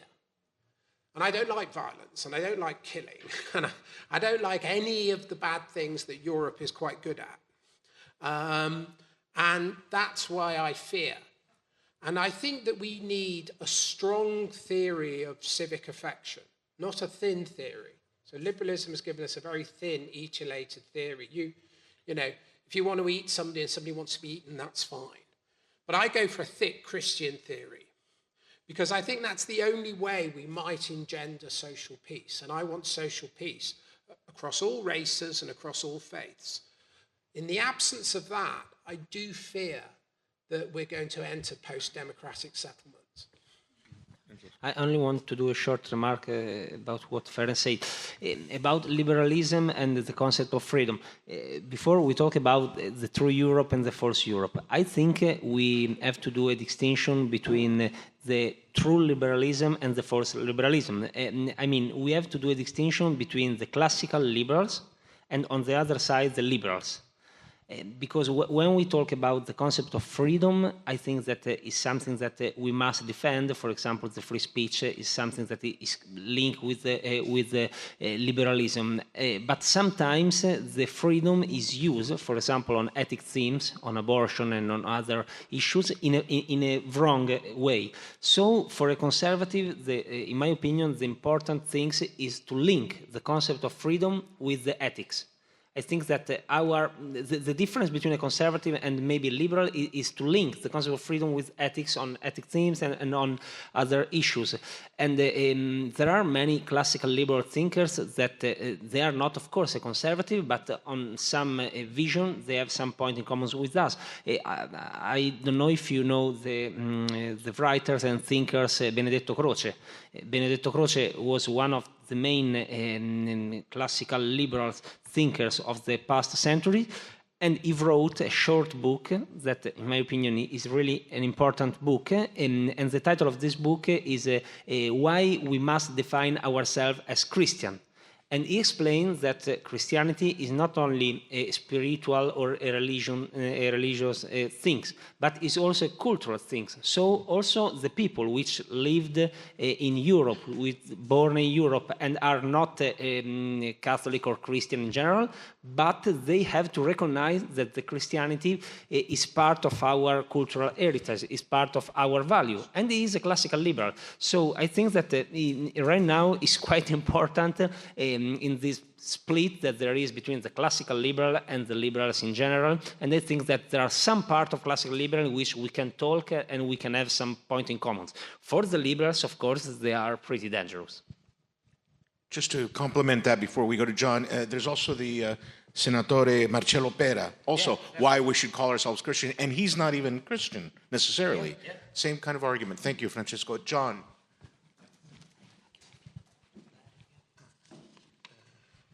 I completely agree about, of course, we'll say the tensions between liberalism and democracy, and the phrase liberal democracy. I think we've probably all written a great deal about this, and you will find an acknowledgement of the tensions, and I won't say the ultimate incompatibility, but the problems in places like the Journal of Democracy, which is probably the journal which is most dedicated to the principle of retaining liberal democracy as the West's principal governing idea. But what I find it difficult to imagine and I think we have to try to imagine this. Yes, I can see any number of problems in the United States, but it seems to me at the moment the way in which the crisis is developing seriously, I don't believe it will lead to civil war, maybe I'm wrong, but it's developing seriously for the following reason, that a faction of the liberal side, an extreme one, identifiable in all the opinion polls, has seized control in various ways of the governing institutions, with the exception of the directly elected ones, and secondly, with the of cultural institutions, and including the media and drama and so on, and now corporations, and increasingly, because of the decisions taken by the government, in the military. So all of that is quite true, but it's generating a reaction in the society, it seems to me, which I think will be quite large in the next election. And I believe that the liberal faction itself is aware and fearful of this, which is why it's making clear plans to try to make sure that the electoral revenge that is going to be taken on them doesn't happen. And I think some of those are dangerous in terms of the breakdown of order. If you actually do give votes to people who should not have votes and whom you have brought into the country in order to ensure your electoral victory, that's very, very serious indeed. But on the other hand, who's going to do something about it? In order for the changes to occur that you want, in order to deal with the problems you think will be generated and to get to the system you want, there has to be a group which has a serious claim to a justification for, and secondly, a practical ability to get control of some of the society in order to sustain something like the other side in a civil war. And I just don't see that around at the moment. I mean, I see the problem which we've just seen in the European elections is that there is serious discontent, and there are good grounds for it, and people are moving to try to push things. But the fact is, the governing institutions, which are in liberal hands, are not willing to respond to those changes in both sides of the Atlantic unless they are compelled to do so by something as dramatic as a landslide victory in the election. So John, I think your words of caution are right. I only said there would be political violence. I think that the American administration survived Trump #1, and it's likely, and its institutions are likely to survive Trump #2. But I do think that the level of entropy, if I can put it like that, within our society is very high. So let's go to France. So Rassemblement National win. Let's say they win the presidency. Let's say they begin with deportations of people that they don't deem French. Let's say those deportations are not popular with Muslim citizens in France. Let's then say that there are serious levels of social disturbance in the country as a result. Let's say, as a result of that polarization, support for the extension of deportations grows. Do you see where I'm going? I'm not trying to be facetious. Is that civilizational transition or collapse happens gradually and then very quickly. And I think that all I'm trying to say is we're in the foothills of that in different ways, in different locations in Europe. And what I'm saying is democracy, as we have it now, doesn't look like providing a solution. And all I'm saying is that is dangerous. Thanks. Francesco, I understand you have to leave in 5-10 minutes, perhaps. Could I ask you, give you the opportunity to talk a little bit about Italy, but could I ask you to perhaps maybe tell us what it's like, what the landscape is like in Italy politically, if any of what Philip and others have mentioned of the coming, let's say, conflict, if you see signs of that in Italy, and what is the future of the Italian right? I think that Italy, compared to other Western European countries like, for example, France or Germany or Belgium, we have less problem. Luckily, because we are more in some way a conservative country, and also some people which they don't define themselves as a conservative, finally when you talk with them you feel that they have some conservative values and ideas. After that, I have to say that also in our country, like in all Europe, there is a strong problem on many issues, and I think that after the 7th of October we saw some contradiction inside the liberal world. For example, the protest yesterday we had 2 days ago we had in Rome the manifestation, the so-called Gay Pride, and there were the flag of Israel were banned from this place, and there were many people with the flag of Palestine, and there were the so-called Queer for Palestine. And someone say, okay, but if you are a queer or if you are gay in Palestine, you probably couldn't go in a square and do a manifestation for free like you do in Italy or in other Western European countries.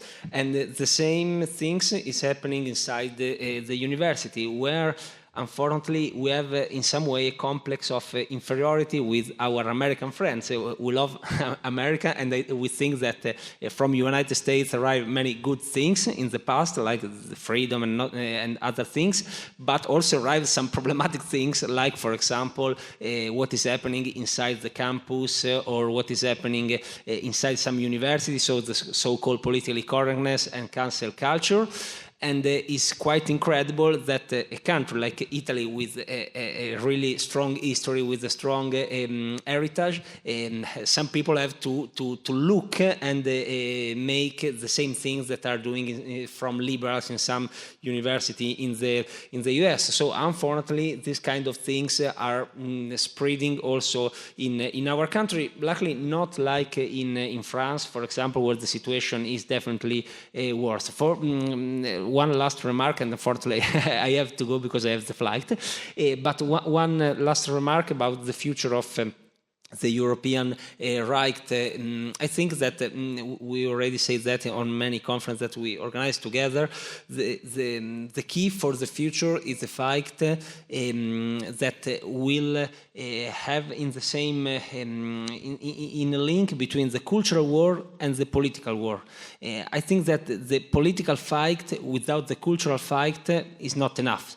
And the cultural fight without the political world is not enough in the same time, because there are two different visions that must in some way be in contact. And right now what is happening, for example, in the European Union, in which in these days they have to decide which is going to be the next president of the European Commission, the next president of the European Council, and we see in some way that the vote of the European citizens, which decided to vote for conservative party, for right-wing parties, is sometimes not well respected, because we are entering in a new commission in which is going to be probably the same majority of the past, and this can be a really important problem. But I also think that if they are going to do the same majority in the next weeks and nothing is going to change in the European Union institution, after 5 years there won't be the numbers to do a Ursula 3.0. Because, of course, the behavior of the citizens is against the political made by the European Union, for example, on migration. It's against the vision of the European Union, for example, on the so-called Green Deal, with a really strong ideological vision of environment. And I finish in saying that the best mistake that the Conservative Party or the right-wing party, or in general the conservative people, can do in this moment, from a cultural point of view, from a political point of view, is to be divided. I think that we must stay together. Of course, there are differences between each country. Of course, there are differences between each conservative vision. Latin conservatism is different from British conservatism. But the point in common between the conservative, from a political and cultural point of view, all over Europe are more than the difference. And the difference between a conservative and a liberal are more than the point in common. So it's quite important right now to try to fight all together to avoid that the future of Europe will be a liberal or an anti-identitarian future. Thank you. I think that's a beautiful and inspiring way to end. A round of applause to both our panelists, please. To the few of you who are left, just a few words of thanks. First of all, to Ferenc Hirscher, who has organized today's conference along with Daniel Pitt, and to the University of Public Service for coming together with the Danube Institute today. Thank you all for coming. I think this has been one of the most intellectually charged conferences I've attended, and it certainly proved that after the long, slow, smug slumber of the 1990s and 2000s and 2010s, conservatives have woken up to the fact that history doesn't in fact end, and we can't take it for granted that our ideas are predominant, because the strange thing is the left doesn't give up and keeps coming back in different iterations, and I think many of the speeches that we've heard today have addressed that. I'd like to thank John O'Sullivan, as ever, our president, whose book you must all go and buy at least 2 copies of, because it's not only good enough for you to read, it's good enough for someone else to be given as a present, and I'm sure he will inscribe it. And finally, I hope that we'll see as many of you tomorrow morning at 10 o'clock as possible for the general discussion, which we're not going to have now, because now it's time to go and sit in the sun and have a drink. Thank you all.